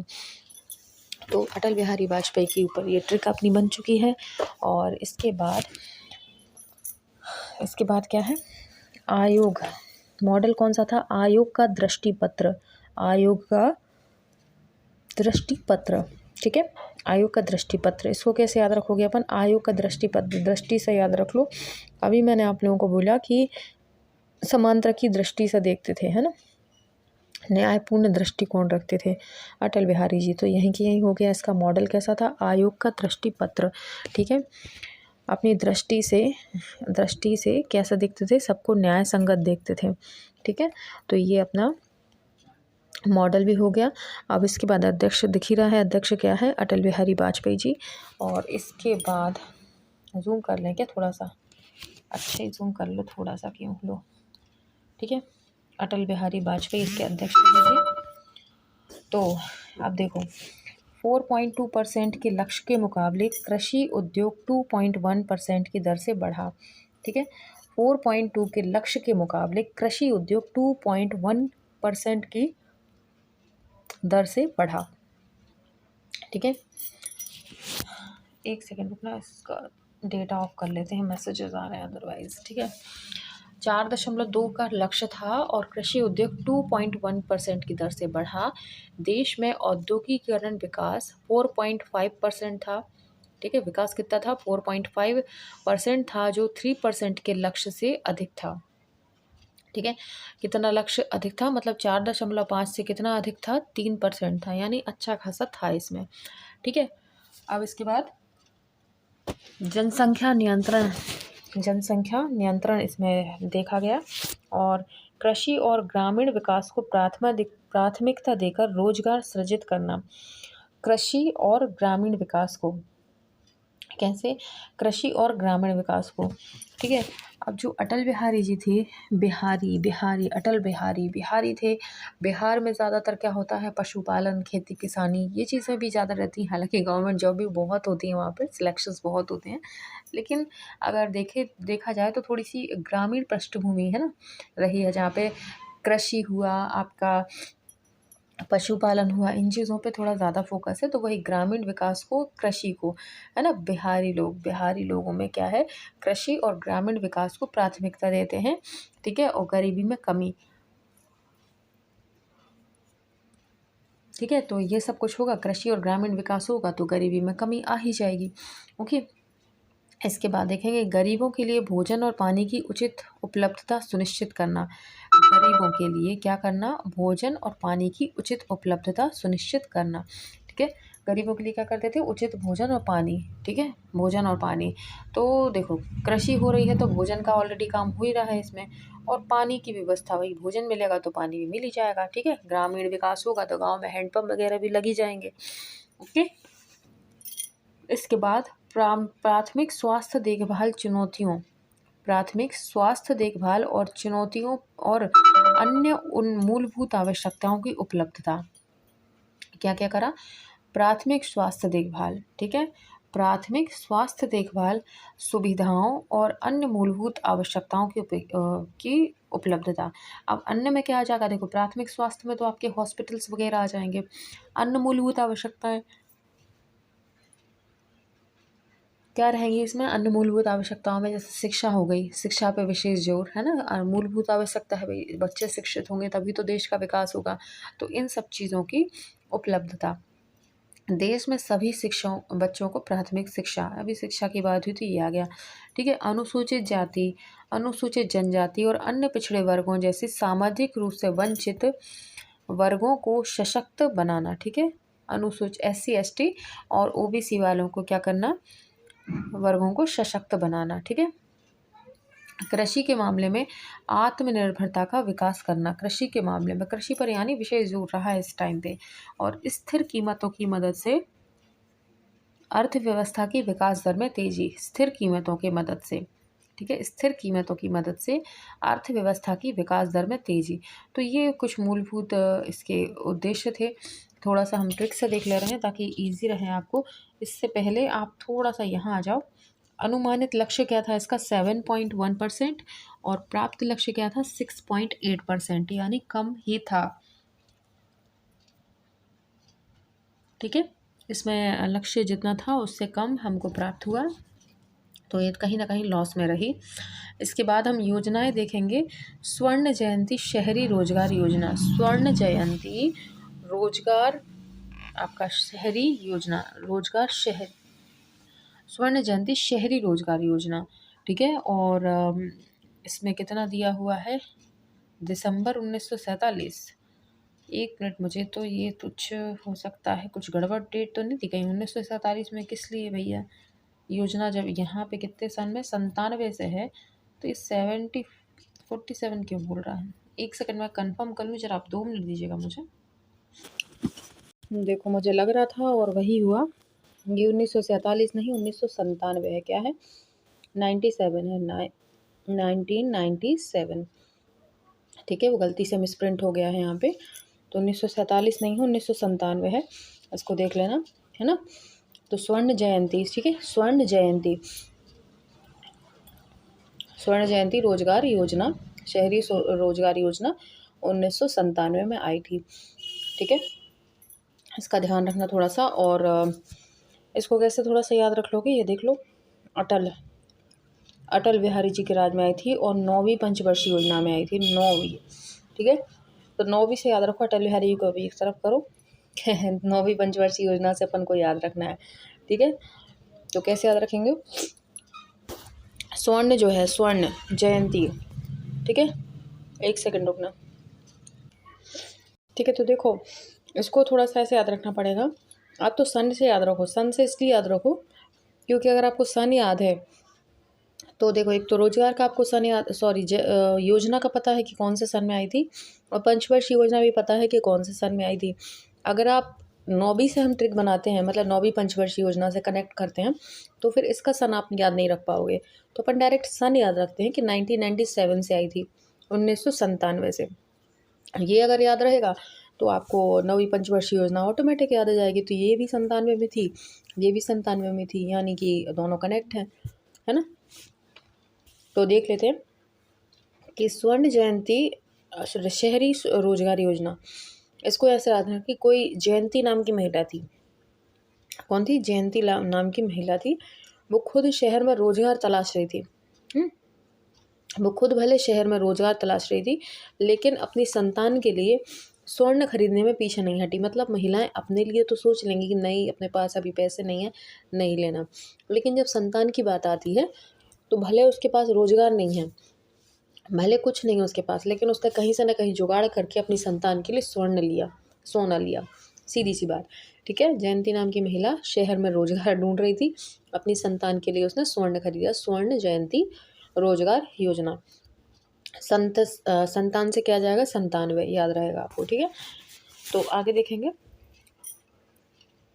अब हमने क्या देखा था शुरू में? अटल बिहारी जी थे 9वीं पंचवर्षीय योजना में, है ना। तो न्यायपूर्ण वितरण किया उनने, समानता के साथ सबको देखा, ठीक है। और आयोग का दृष्टि पत्र, दृष्टि कैसी थी उनकी? न्याय संगत थी, ओके।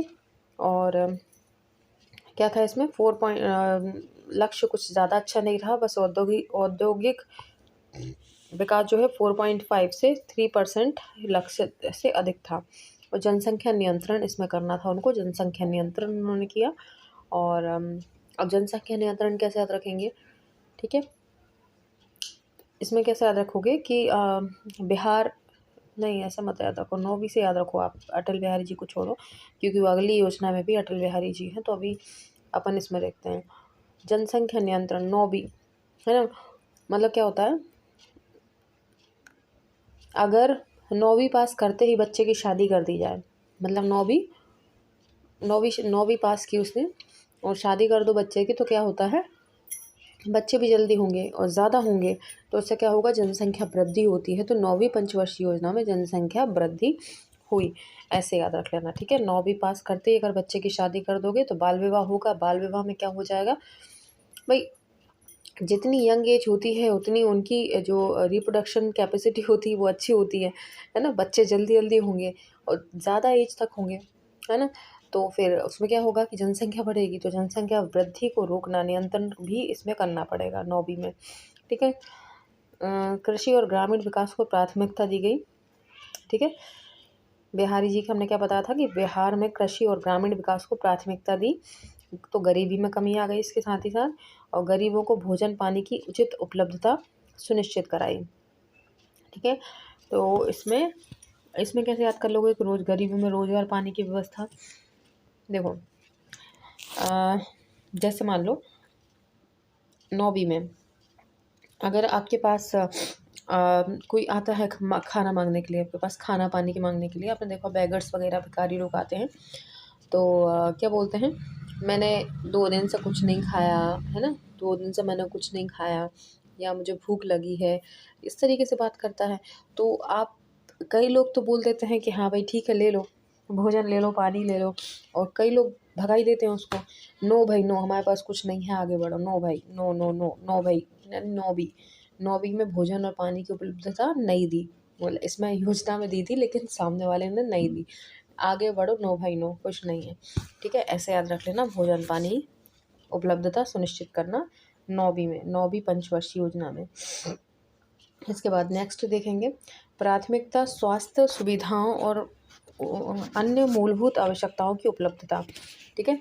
प्राथमिक स्वास्थ्य सुविधाएं और मूलभूत आवश्यकताओं की उपलब्धता इसमें करी गई। सभी बच्चों को प्राथमिक शिक्षा, ठीक है, 9वीं में। कहाँ तक की प्राथमिक शिक्षा? 9वीं में, 9वीं तक प्राथमिक शिक्षा, 9वीं तक। 9वीं तक बच्चों को प्राथमिक शिक्षा, 9वीं यानी 9वीं से 9वीं पंचवर्षीय योजना में प्राथमिक शिक्षा दी गई, 9वीं तक प्राथमिक शिक्षा।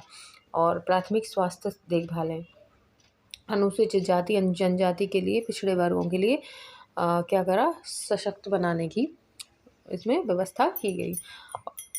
और कृषि के मामले में आत्मनिर्भरता का विकास हुआ। कृषि के मामले में क्या हुआ? आत्मनिर्भरता का विकास हुआ इसमें। और स्थिर कीमतों की मदद से अर्थव्यवस्था की दर में तेजी आई, ठीक है। तो ये सब वही है, मेन हमने पढ़ लिया है ट्रिक से। बाकी का देखते हैं कि वर्ष 1990 के पश्चात क्या हुआ। 1990 के बाद क्या क्या हुआ वो देख लो। देखो, इसमें क्या बताया है कि 1970 के दशक में आयोजन और नीति निर्माण व्यवस्था में कई विकृतियां आ गई थी, ठीक है। और इन विकृतियों का परिणाम था 1990-91 का आर्थिक संकट। परिस्थितियों में आयोजन में शीघ्र सुधार की जरूरत महसूस हुई। राजस्व घाटा, राजकोषीय घाटा व बजट घाटा बहुत अधिक थे। ठीक है, 1990 के बाद से इस समय तक प्रधानमंत्री पीवी नरसिम्हा राव और वित्त मंत्री मनमोहन सिंह की अध्यक्षता में नई आर्थिक नीति का लक्ष्य निर्धारित किया गया। पीवी नरसिम्हा राव जो थे 8वीं पंचवर्षीय योजना में, उनने क्या करा, आर्थिक नीति का लक्ष्य निर्धारित किया। इसके लिए सरकार ने सुधार के कई कार्यक्रम चलाए। इन सुधारों को प्रथम पीढ़ी के आर्थिक सुधार कहते हैं। इन सुधारों को प्रथम पीढ़ी के आर्थिक सुधार कहते हैं। इन नए आर्थिक सुधारों में 3 अवयव थे। कौन कौन से अवयव थे वो देख लो। उद्योग एवं व्यापार में लाइसेंसिंग के स्थान पर उदारीकरण। अच्छा, लाइसेंसिंग क्या होता है? जिनके पास लाइसेंस होगा सिर्फ वही व्यापार कर सकते हैं। इसके आधार पर उदारीकरण, यानी आपके पास लाइसेंस हो अथवा नहीं हो, आप करिए। अगर आप लीगल काम कर रहे हैं तो करिए, है ना। क्योंकि क्या होता है, हर किसी के पास लाइसेंस नहीं होता। अब लाइसेंस नहीं है तो कुछ उद्योग के व्यापारी नहीं कर पा रहे, तो क्या हो रहा है, देश की अर्थव्यवस्था ही गड़बड़ हो रही है ना। इसके बाद उद्योगपतियों के लिए कोटा प्रणाली के स्थान पर निजीकरण के स्थान पर वैश्वीकरण। ठीक है, कोटा प्रणाली के स्थान पर निजीकरण के स्थान पर वैश्वीकरण। आयात निर्यात के लिए परमिट, आयात और निर्यात के लिए परमिट। ठीक है, परमिट कर लिया कि आप खूब विदेशों में सामान भेजो, वहाँ से आने दो, अर्थव्यवस्था सुधरनी चाहिए, करो जो करना है, तुमको दिखाया सो करो। ठीक है, तो कुछ ऐसा उन्होंने किया ताकि अर्थव्यवस्था मजबूत हो सके। ये कब की बात हो रही है? वर्ष 1990 के पश्चात ये चेंजेस आए यहाँ पे। ठीक है, तो हमारी पंचवर्षीय योजना की नवी जो थी पंचवर्षीय योजना, ये हमने देख ली। याद रख सकते हो कि 10वीं, है ना, 10वीं पंचवर्षीय योजना है। 10 और 2 लगभग एक ही, मतलब दादा से ही स्टार्ट है, ऐसे भी याद रख सकते हो। 10वीं और 2, दूसरी 10वीं, है ना। दूसरी बार 10वीं में फेल या पास जो रख लो। 10वीं में 2 बार फेल, यानी थोड़ा सा समझ के। 10वीं में क्या बोर्ड एग्जाम होते थे, 2 बार फेल हो जाते थे कई लोग, तो 10वीं में 2 बार फेल, यानी 2002 से 2007 के बीच में। देखो 2002 में याद बस कर लो और 5 साल आगे बढ़ा दो, तो उसका एंड कहाँ हुआ? 2007 में, है ना। 2 + 5 कितने हो गए? 7 हो गए। तो 2002 में स्टार्ट हुई और 7 में हो गई। 10वीं में 2 बार फेल, 2002 याद रख लेना। 10वीं पंचवर्षीय योजना 2002 से आई। ठीक है, इसके उद्देश्य क्या थे? गरीबी और बेरोजगारी को समाप्त करना, गरीबी और बेरोजगारी को समाप्त करना। ठीक है, तो हमने देखो पिछली पंचवर्षीय योजना जो देखी थी, नवी पंचवर्षीय योजना जो देखी थी, हमने उसमें क्या देखा था कि न्यायपूर्ण वितरण और समानता के साथ विकास देखा था। हमारे अटल बिहारी वाजपेयी थे अध्यक्ष, उसमें भी, इसमें भी हैं। लेकिन नवी में क्या था कि उनने न्यायपूर्ण, देखो न्यायपूर्ण ऐसे याद रखना, नवी में भी ना है और न्यायपूर्ण में भी ना है। अटल बिहारी दोनों में है, नहीं तो कंफ्यूज हो, है ना। तो अटल बिहारी ने नवी पंचवर्षीय योजना में न्यायपूर्ण दृष्टिकोण रखा था और समानता के साथ विकास किया था। और 10वीं पंचवर्षीय योजना में वो क्या कर रहे हैं? गरीबी और बेरोजगारी को समाप्त कर रहे हैं। इसको गरीबी और बेरोजगारी को समाप्त कर रहे हैं एवं अगले 10 वर्षों में प्रति व्यक्ति आय दुगनी कर रहे हैं। तो ये भी देखो 10 वर्षों में दुगनी आय कर रहे हैं, यानी 10 में 2 यहाँ भी आ रहा है ना, 10 में 2। ठीक है, दुगनी कर रहे हैं, यानी इस बार 10वीं में 2 बार वो पास कराएंगे, बराबर लेवल हो जाएगा। 2 बार फेल हुए तो 2 बार पास करा देंगे अब। ठीक है, तो क्या हो जाएगा? 10 वर्षों में प्रति व्यक्ति आय को दुगनी कर देंगे। ठीक है, तो क्वेश्चन अगर आता है कि किस पंचवर्षीय योजना के दौरान 10 वर्षों में प्रति व्यक्ति आय दुगनी करने का लक्ष्य रखा था, तो 10वीं पंचवर्षीय योजना में। ठीक है, 10 ऐसे याद रख लेना आप, तो 10 है सब में। और गरीबी और बेरोजगारी, अब देखो ऐसे कैसे याद रख सकते हो कि देखो 10वीं में अगर इंसान 2 बार फेल होगा तो क्या होगा?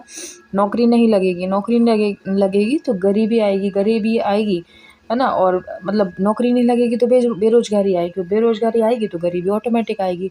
तो इन्होंने क्या करा अटल बिहारी जी ने कि गरीबी और बेरोजगारी को दूर करने का लक्ष्य बनाया।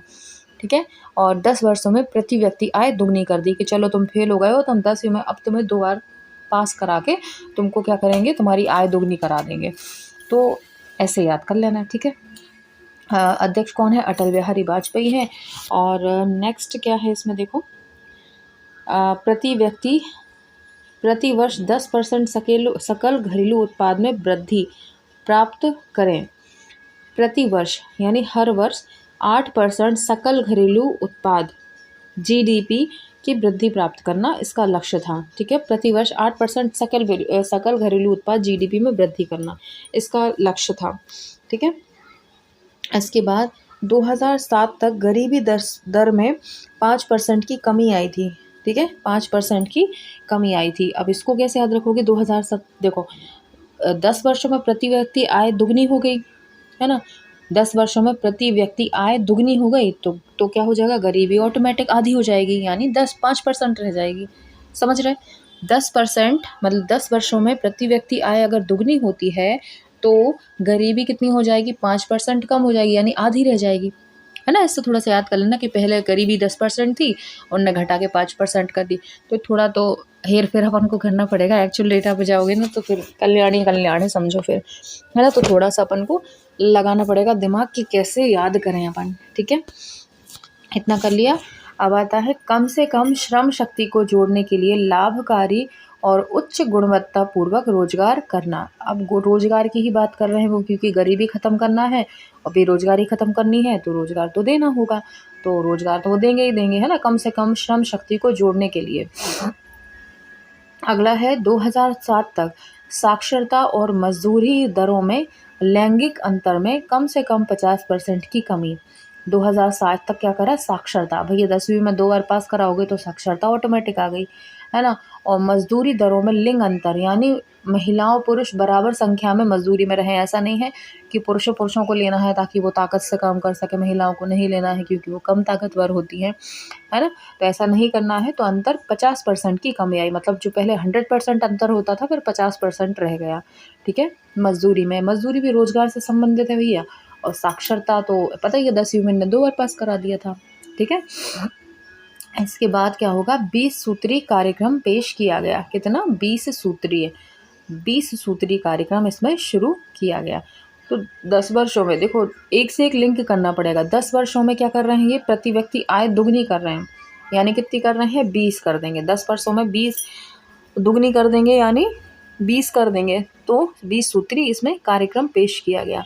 ठीक है, अब होगा 10वीं योजना से क्षेत्रीय असमानताओं को कम करने के लिए। 10वीं योजना से क्षेत्रीय असमानताओं को कम करने के लिए क्षेत्रीय दृष्टिकोण की बजाय एक क्षेत्रीय दृष्टिकोण का पालन करने की उम्मीद की गई थी। एक क्षेत्रीय, ओके। देखो 10वीं योजना से क्षेत्रीय असमानताओं को कम करने के लिए, क्षेत्र में जो असमानता है कम करने के लिए क्षेत्रीय दृष्टिकोण की बजाय एक क्षेत्रीय दृष्टिकोण का पालन करने की उम्मीद की गई थी। ठीक है, अब अलग अलग क्षेत्रीय दृष्टिकोण की जगह एक क्षेत्रीय दृष्टिकोण की, तो वैसे इतना इम्पोर्टेंट है नहीं, ना पूछेगा, फिर भी इन्होंने दे दिया है तो ठीक है। ठीक है, ऐसा कुछ नहीं लगता कि ऐसा क्वेश्चन पूछने वाला है, दिमाग से ऊपर जाएगा बच्चों के। अगला है 5 वर्षों के लिए 43,825 करोड़ $, 5.5 बिलियन का व्यय किया गया। ठीक है, 5 वर्षों के लिए। ठीक है, एक सेकंड रुकना। ठीक है, तो 5 वर्षों के लिए 43,825 बिलियन डॉलर, $, कितने थे? 5.5 बिलियन का व्यय किया गया। अगला उद्देश्य था, इसका उद्देश्य प्रदूषित नदियों को 2007 तक शुद्ध बनाना था और वर्ष 2007 तक जीडीपी अनुपात को 8.6 बढ़ाकर 10.3% तक करना था। ठीक है, पहली बात तो क्या थी कि प्रदूषित पानी को शुद्ध बनाना था। ठीक है, किनके राज में? इनके, ये 10वीं पंचवर्षीय योजना में। ठीक है, तो क्या करना था इनको? जल को शुद्ध करने का इनका उद्देश्य था 2007 में, 2007 तक इनको करना था। ठीक है, तो इसका उद्देश्य क्या था? 2007 तक शुद्ध बनाने का था। तो नदियों का साथ, अच्छे पानी का साथ होता है तो क्या होता है? बीमारियां नहीं होती। अच्छे पानी का साथ होना, ठीक है, अच्छे पानी का साथ होना, तो इसमें आपकी प्रॉब्लम नहीं होती है, बीमारियां नहीं होती हैं आपको। और इसके अलावा देखो 2007 आपको क्लियर हो गया ना कि 2007 तक पानी को शुद्ध करना था। और यहाँ पे मेंशन ही है कि आपकी 2002 से 2007 तक ही दिया हुआ है ना, यहाँ पे 2002 से 2007 तक क्या करना है, ये आपकी 10वीं पंचवर्षीय योजना है। तो अगर 2007 तक का जिक्र हुआ है तो ऑटोमेटिक आपको समझ आ जाएगा कि ये कौन सी पंचवर्षीय योजना की बात हो रही है। ये 10वीं पंचवर्षीय योजना की बात हो रही है, ठीक है। यहीं से क्लियर हो जाएगा सारा। नेक्स्ट है आपका योजना अवधि के अंतर्गत कुल 5 करोड़ रोजगार अवसरों का सृजन करना। योजना अवधि जो रहेगी, योजना अवधि आएगी, इसके अंतर्गत 5,000 करोड़, 5,000 बोल रही हूँ, बहुत हो जाएगा 5,000, 5 करोड़ रोजगार सुलभ कराना, ठीक है। योजना अवधि के दौरान कितने कराना? 5 करोड़ रोजगार उपलब्ध कराना। 10वीं पंचवर्षीय में कम से कम आधे तो दे दो, आधे करोड़ तो दे दो। मतलब जैसे 10 वर्षों की 10वीं पंचवर्षीय योजना है तो आधे तो रोजगार दे दो, मतलब 5 करोड़ तो दे दो, 5 करोड़ रोजगार तो दे दो, ठीक है। ऐसे थोड़ा सा याद कर लेना इसको। अब इसके बाद देखेंगे 20 सूत्री कार्यक्रम। जो 20 सूत्री कार्यक्रम थे वो क्या क्या थे वो ज़रा देख लेते हैं अपन। इसमें 20 सूत्री दिया हुआ है ना आप लोगों को। ये 20 सूत्री कार्यक्रमों का हमने क्या किया था, कार्यक्रम पेश किए था, वो कौन कौन से थे वो देख लेते हैं अपन। एक मिनट। तो 20 सूत्री कार्यक्रम थे। यह गरीबी उन्मूलन, सबसे पहले गरीबी हटाओ, उत्पादकता बढ़ाओ, असमानताओं को कम करने के लिए, सामाजिक और आर्थिक असमानताओं को दूर करने के लिए देश की प्रतिबद्धता को नवीनीकृत। देखो, आय असमानता मतलब किसी को कम किसी को ज़्यादा, ये सब नहीं करना है, समान आय है ना, उसके हिसाब से। अब कार्यक्रम में गरीबी, ठीक है, कार्यक्रम में गरीबी, रोजगार, शिक्षा, आवास, स्वास्थ्य, कृषि, वनीकरण और पर्यावरण संरक्षण, पेयजल, ग्रामीण क्षेत्र को ऊर्जा और समाज के कमज़ोर वर्ग के कल्याण आदि जैसे सामाजिक आर्थिक पहलुओं को शामिल किया गया है इसमें, ठीक है। और इसके अलावा जयपुर 1975 में तत्कालीन प्रधानमंत्री इंदिरा गांधी ने, 1975 में क्या किया था, तत्कालीन प्रधानमंत्री इंदिरा गांधी ने गरीबी उन्मूलन के लिए 20 सूत्री कार्यक्रम की घोषणा की थी। इंदिरा गांधी ने कब की थी? 1975 में 20 सूत्री कार्यक्रम की घोषणा की थी। इसके बाद के वर्षों में इस कार्यक्रम को रिवाइज किया गया, यानी रिपीट किया गया। कौन से को? जो 1975 में इंदिरा गांधी ने जो 20 सूत्री कार्यक्रम राजस्थान में चलाया था, वैसा ही अटल बिहारी जी की टाइम पर 2002 से 2007 के बीच में इन्होंने फिर से 20 सूत्री कार्यक्रम 10वीं पंचवर्षीय योजना में चलाया था, ठीक है। तो समझ में आ गया। इसके बाद अपन देखते हैं अनुमानित लक्ष्य क्या था। अनुमानित लक्ष्य इसका था 8.1 और प्राप्त लक्ष्य कितना था? 7.7, यानी घाटे में रही है, ठीक है, कहीं ना कहीं, ठीक है। तो ये हमारा पंचवर्षीय 10वीं पंचवर्षीय योजना कंप्लीट हो चुकी है। आई थी 12वीं वाली, वो 2017 तक थी, राइट। और 17 से 5 साल पीछे जाएंगे तो 12, और ये 12 पे ख़त्म हुई होगी 11वीं। जब 12वीं पंचवर्षीय योजना कौन से सन में शुरू हुई है? देखो, 12वीं पंचवर्षीय योजना 2012 में शुरू हुई है, राइट, 12 से 17 में। तो 5 साल पीछे इसको ले जाएंगे तो कितनी हो जाएगी? 7 साल, है ना, सॉरी, 2007 से 2012 तक, ठीक है। तो ऐसे आप याद रख सकते हैं इसको बहुत आसानी से कि तो 12वीं पंचवर्षीय योजना 12वीं में आई थी, 2012 में आई थी, और 12 से 5 साल पीछे जाएंगे तो 2007 से 11वीं शुरू हुई थी, ठीक है। और इसका उद्देश्य क्या था? इसका उद्देश्य रहा है तीव्रतम एवं समावेशी विकास, तीव्रतम एवं समावेशी विकास, ठीक है। और इसके अध्यक्ष कौन रहे हैं? मनमोहन सिंह जी रहे हैं। देखो, 12वीं और 11वीं 12वीं दोनों में ही मनमोहन सिंह जो हैं वो इसके अध्यक्ष रहे हैं, ठीक है। तो तीव्रतम को आप कैसे याद रख सकते हैं? तीव्रतम एवं समावेशी, समावेशी और तीव्रतम विकास, ठीक है। तो इसको देखते हैं अपन कैसे याद रख सकते हैं। देखो, तीव्रतम को आप ऐसे याद रखो कि जो अच्छा, एक फ़ोटो है, क्या बोलते हैं उसको, पोस्टर है, बहुत चल रहा है आजकल, सभी के घरों में होता है, जो 7 घोड़े होते हैं, देखा होगा, दौड़ते हुए, बहुत तेज़ दौड़ते हुए घोड़े सभी के घरों में लगे होते हैं, देखा होगा ना। 2007 में जो योजना हुई है शुरू, यानी 2007 में, उसमें क्या है? तीव्रतम, यानी तीव्रतम से याद रखना, घोड़े याद आ जाने चाहिए आपको। 7 घोड़े थे, यानी 2007 से जो योजना शुरू हुई है ना, 11वीं पंचवर्षीय योजना, वो कब हुई है? तीव्रतम विकास और समावेशी विकास से संबंधित रही है। ऐसे थोड़ा सा इसको देख लेना, याद कर लेना, ठीक है। तो इसके बाद हम देखेंगे इसका उद्देश्य क्या है। इसका उद्देश्य 2011-12 तक 18 से 23 वर्ष की आयु वर्ग के उच्च शिक्षा में नामांकन में वृद्धि करना है। क्या करना है? इसका उद्देश्य 11-12 तक 2011-12 तक 18 से 23 आयु वर्ग के उच्च शिक्षा में नामांकन में वृद्धि करना है। मतलब क्या है? 18 से 23 आयु वर्ग के जो बच्चे हैं उनका नामांकन, इसका उद्देश्य रखा है कि ज़्यादा से ज़्यादा लोग नामांकन करें उच्च शिक्षा के लिए। ये इसका उद्देश्य रहा है। ठीक है, अदर उद्देश्य मेन तो ये है तीव्रतम और समावेशी विकास। बाकी ये भी इसका उद्देश्य रहा है कि उच्च शिक्षा के लिए 18 से 23 साल के उम्र के बच्चे में नामांकन हो। ठीक है, तो तीव्रतम विकास कब होता है? जब बच्चे उच्च शिक्षा प्राप्त करें। तो ऐसे याद रख सकते हो कि तीव्रतम विकास अगर 11वीं में हो रहा है तो जाहिर है जो युवा वर्ग है वो उच्च शिक्षा प्राप्त करेगा तभी हो पाएगा, है ना। इसके अलावा विद्युत उत्पादन की 68,000 मेगा अतिरिक्त क्षमता का सृजन किया जाएगा। विद्युत उत्पादन की 68 मेगावाट अतिरिक्त क्षमता का सृजन किया जाएगा। ठीक है, विद्युत की उत्पादकता कितनी बढ़ाई जाएगी? 68,000 मेगावाट अतिरिक्त में। ठीक है, जो है सो वो तो रहेगी as it is, but 68,000 megawatt इसमें अलग से इसमें सृजन किया जाएगा। ठीक है, इसने दूरस्थ शिक्षा, औपचारिक, गैर औपचारिक, दूरस्थ एवं आईटी शिक्षा संस्थानों के अभिस्मरण पर केंद्रित किया। अच्छा, अब बहुत से लोगों को ये नहीं पता होगा, जो मनमोहन सिंह जी हैं, मनमोहन सिंह बहुत ज़्यादा एजुकेटेड पर्सन है, बहुत इंटेलिजेंट पर्सन माने जाते हैं, बहुत काफ़ी इनकी हाई डिग्री रही हैं। कभी देखना गूगल पे, इनने मतलब बहुत इंटेलिजेंट पर्सन में इनकी गिनती होती है मनमोहन सिंह की।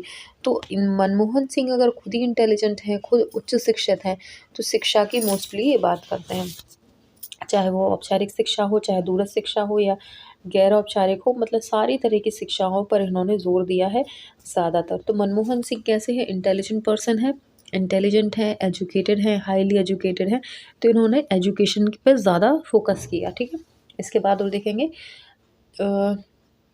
तीव्र और, अच्छा जूम नहीं किया मैंने, है ना, ये गड़बड़ कर दी। हाँ, तीव्र और समावेशी विकास, गरीबी में कमी। तीव्र और समावेशी विकास किया इन्होंने। क्या किया? तीव्र और समावेशी विकास और गरीबी में कमी।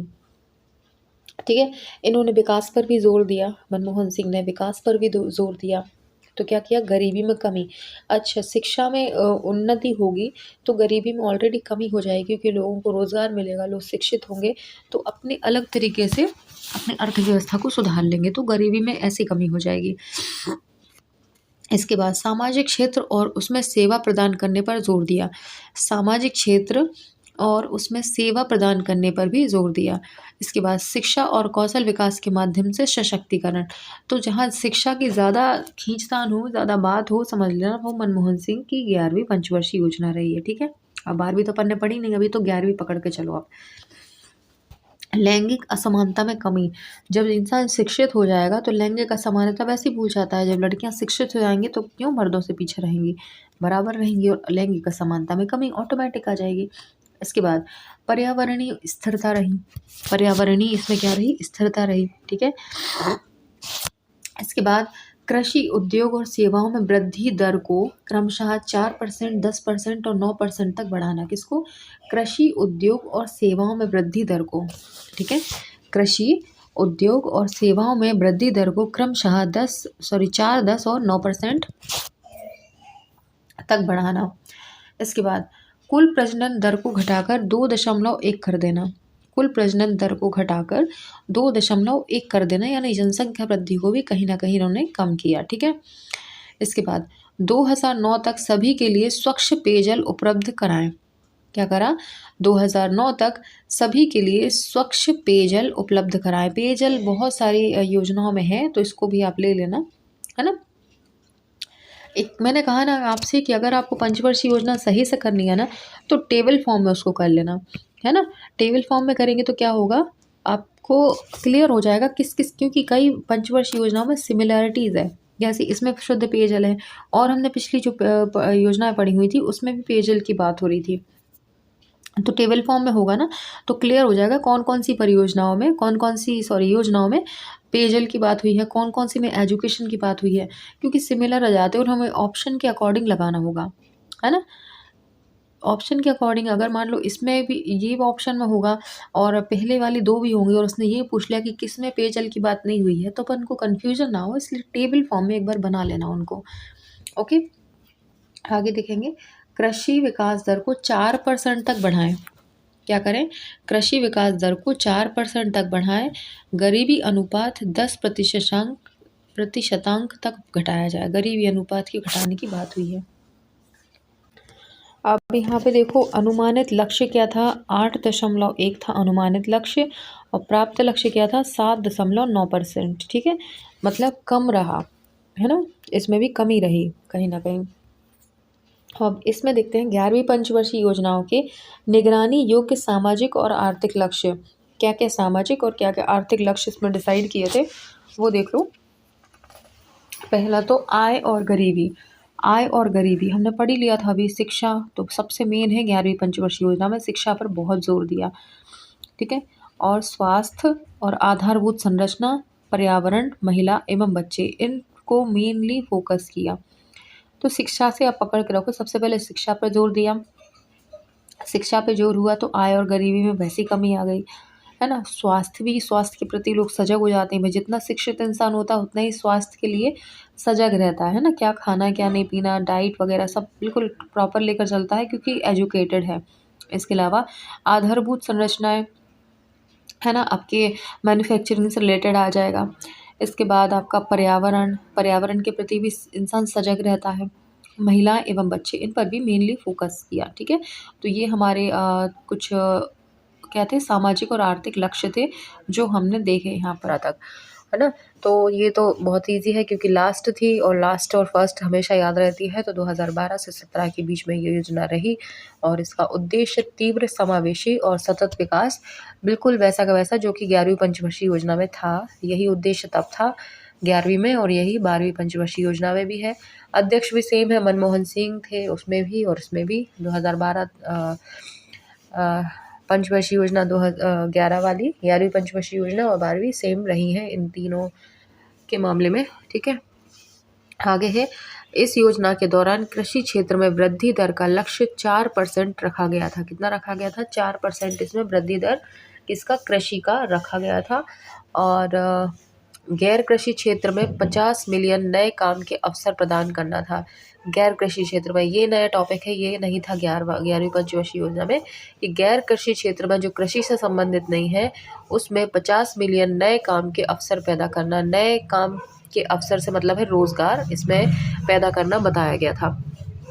इसके बाद स्कूल नामांकन में लिंग और सामाजिक अंतर को दूर करने के लिए, ठीक है, स्कूल नामांकन में जब स्कूल में एडमिशन के टाइम पर लिंग और सामाजिक अंतर, ना उसमें लिंग संबंधित भेदभाव हो, ना ही सामाजिक अंतर की उच्च वर्ग का है या निम्न वर्ग का, ये कोई डिफरेंस नहीं होना चाहिए, अंतर नहीं होना चाहिए। इसको दूर करने में स्कूल नामांकन में इसमें प्रयास किए गए कि स्कूल एडमिशन के टाइम पे बच्चे का ना तो लिंग के आधार पर चयन हो, ना ही समाज में सामाजिक उसके अनुसार हो। ठीक है, मतलब देखो 2000 जो हमारी 11वीं पंचवर्षीय योजना थी उसमें भी कहीं ना कहीं शिक्षा पर ज़्यादा जोर दिया गया था। मैंने आपको ट्रिक भी बताई थी कि मनमोहन सिंह काफ़ी एजुकेटेड हैं, बहुत ज़्यादा, मतलब उनका एजुकेशन रहा है, इसलिए उन्होंने एजुकेशन पर ज़्यादा ध्यान दिया। तो अब देखो अध्यक्ष वहाँ पे यही थे तो शिक्षा तो रहेगी, यहाँ भी रहेगी और वहाँ भी रहेगी, है ना? इसमें देखिए फिर नेक्स्ट उन्होंने कर ही दिया है सकल, आगे देखते हैं, सकल घरेलू बचत दर 12वीं पंचवर्षीय योजना के लिए 34.2 रखने का लक्ष्य रखा गया था। सकल घरेलू बचत, ठीक है, दर कितनी? 12वीं पंचवर्षीय योजना के लिए 34.2 करने का लक्ष्य रखा गया।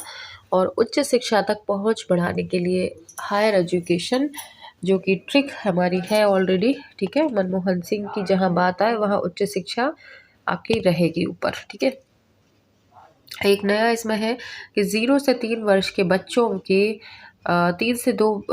0 से 3 वर्ष की आयु के बच्चों में कुपोषण को कम करना। ठीक है, कुपोषण को कम करना भी इसमें उद्देश्य रहा। ठीक है, बच्चों में कुपोषण ना हो इसके प्रयास किए गए। ठीक है, बच्चे भी भाई कुपोषण नहीं होंगे तो शिक्षित तभी हो पाएंगे, शिक्षा लेने तभी जाएंगे जब कुपोषण ना हो। तो इसमें फिर भाई आ गई आपकी एजुकेशन। ठीक है, अब आता है सभी गाँवों में बिजली पहुँचाना। बिजली बराबर होना चाहिए गाँव में, ये भी इसका उद्देश्य एक रहा। ठीक है, तो बिजली तो रहेगी इसमें। बिजली की व्यवस्था उन्होंने देखी कि बिजली रहेगी तो बच्चे पढ़ेंगे भैया, बिजली नहीं रहेगी तो बच्चे पढ़ नहीं पाएंगे, रात में पढ़ेंगे कैसे, लाइट नहीं रहेगी तो, गर्मी रहेगी तो बच्चे नहीं पढ़ पाएंगे। तो सब बातें आपकी एजुकेशन से थोड़ा जोड़ कर देखना है इसमें, है ना, थोड़ा सा लिंक कर लेना। ये ट्रिक ही है आपकी, लिंक करना पड़ेगा। देखो आपने क्या क्या देखा है यहाँ पे, उच्च शिक्षा बढ़ाने, देखो एडमिशन की बात हो रही है जहाँ पे लिंग और सामाजिक अंतर नहीं होगा एडमिशन के टाइम पे। इसके बाद आपकी उच्च शिक्षा पहुंच बढ़ाने के लिए 0 से 3 वर्ष के बच्चों में कुपोषण, अब कुपोषण होगा तो बच्चे स्कूल कैसे जाएंगे, कुपोषित रहेंगे तो घर में ही बेचारे बीमार रहेंगे, तो कुपोषण दूर होगा तो बच्चे तभी जा पाएंगे पढ़ने के लिए। इसके बाद बिजली पहुंच की बात हो गई है, तो बिजली होगी गांव में तभी तो बच्चा शिक्षित होगा, बिजली नहीं होगी तो बच्चा शिक्षित नहीं रह पाएगा, है ना। ट्रिक हो गई आपकी ये। इसके बाद है यह सुनिश्चित करना कि 50% ग्रामीण आबादी को उचित पेयजल उपलब्ध हो। अगर गांव में शुद्ध पेयजल नहीं होगा तो बच्चे होंगे बीमार, और बीमार होंगे तो उच्च शिक्षा कैसे ले पाएंगे। फिर हमने उसको इसी के साथ जोड़ दिया। ठीक है, आपकी शिक्षा और मनमोहन जी को जोड़ दिया फिर से अगेन हमने। ठीक है, इसके बाद देखेंगे हरित क्षेत्र को हर साल 1 मिलियन हेक्टेयर बढ़ाना। हरित क्षेत्र को, ठीक है, हरित क्षेत्र को हर साल 1 मिलियन हेक्टेयर बढ़ाना।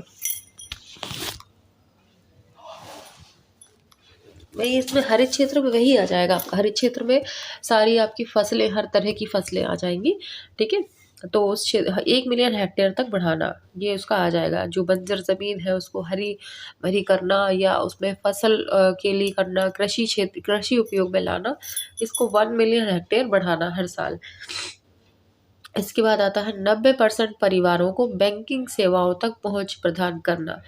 90% परिवारों को बैंकिंग सेवाओं तक, ठीक है, बैंकिंग सेवाओं तक पहुंच प्रदान करना भी इसका उद्देश्य रहा था।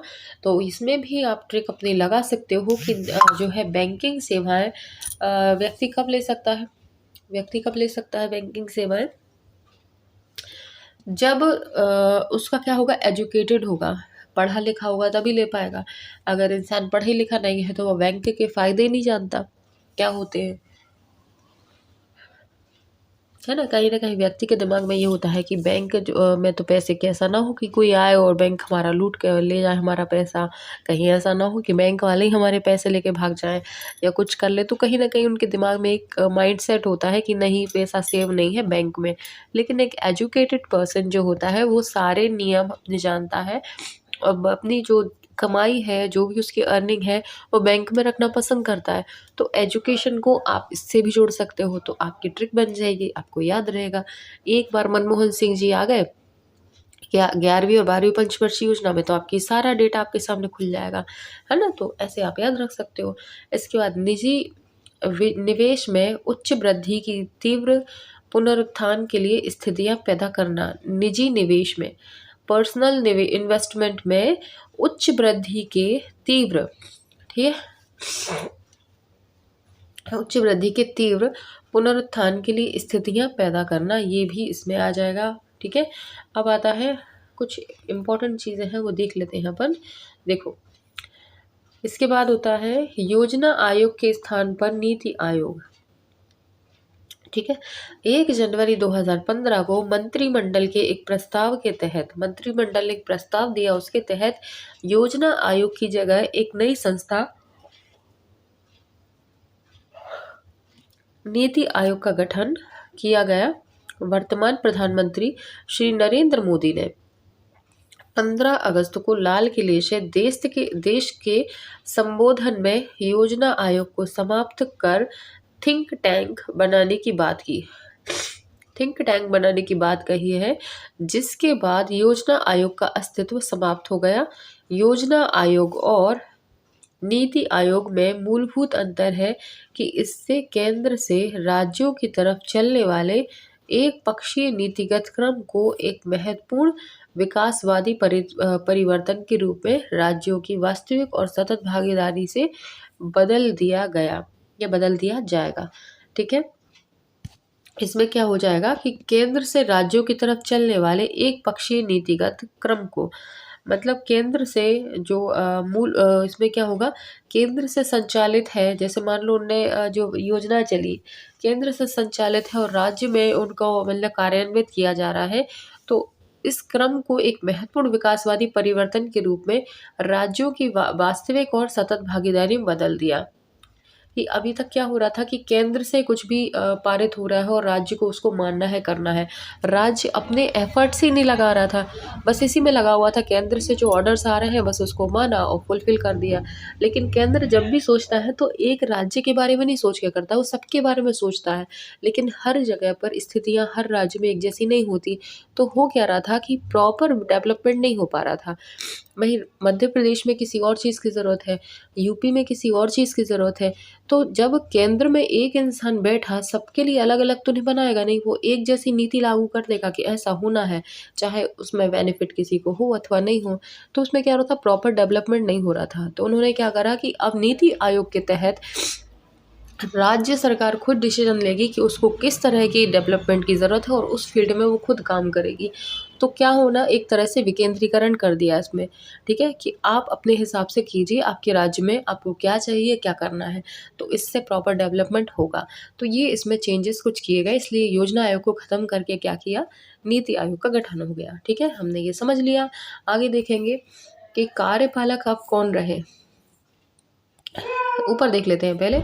अनुमानित लक्ष्य कितना था, 8% था और लक्ष्य कितने थे, इसमें लिखा हुआ है पूरे हो ही कब पाए, मतलब पूरे हुए ही नहीं हो, पहले योजना आयोग बंद हो गई, ठीक है। आगे देखेंगे, कार्यपालक कौन थे, नरेंद्र मोदी, ठीक है। अध्यक्ष कौन थे, सॉरी, नरेंद्र मोदी ही अध्यक्ष और पदेन अध्यक्ष, ठीक है। ये कहाँ की बात हो रही है, 2005-15 के बाद की बात हो रही है, जब नीति आयोग अपना हो गया था, ठीक है। इसके बाद मुख्य कार्यकारी अधिकारी कौन थे, सीईओ। इसके बाद अमिताभ कांत, ठीक है। और सदस्य कौन थे, विवेक देवराय, बीके सासवत, रमेश चंद्र और विनीत पाल।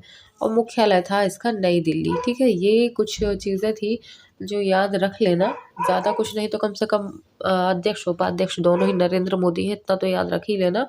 बाकी सीईओ अमिताभ कांत थे, ये भी रखना है आपको याद, ठीक है। तो ये हमारी 12वीं पंचवर्षीय योजना हो गई है और याद हो जाएगा आसानी से, है ना, पढ़ते चलते फिरते नज़र रहेगी तो याद हो जाएगा। इतना कर लेना तो काफ़ी है, 2-3 नंबर आपके कहीं नहीं गए। पंचवर्षीय योजनाओं से बहुत पूछता है एग्ज़ाम में, खासतौर पे अपने एग्ज़ाम में, है ना। तो अगली वीडियो में कल मिल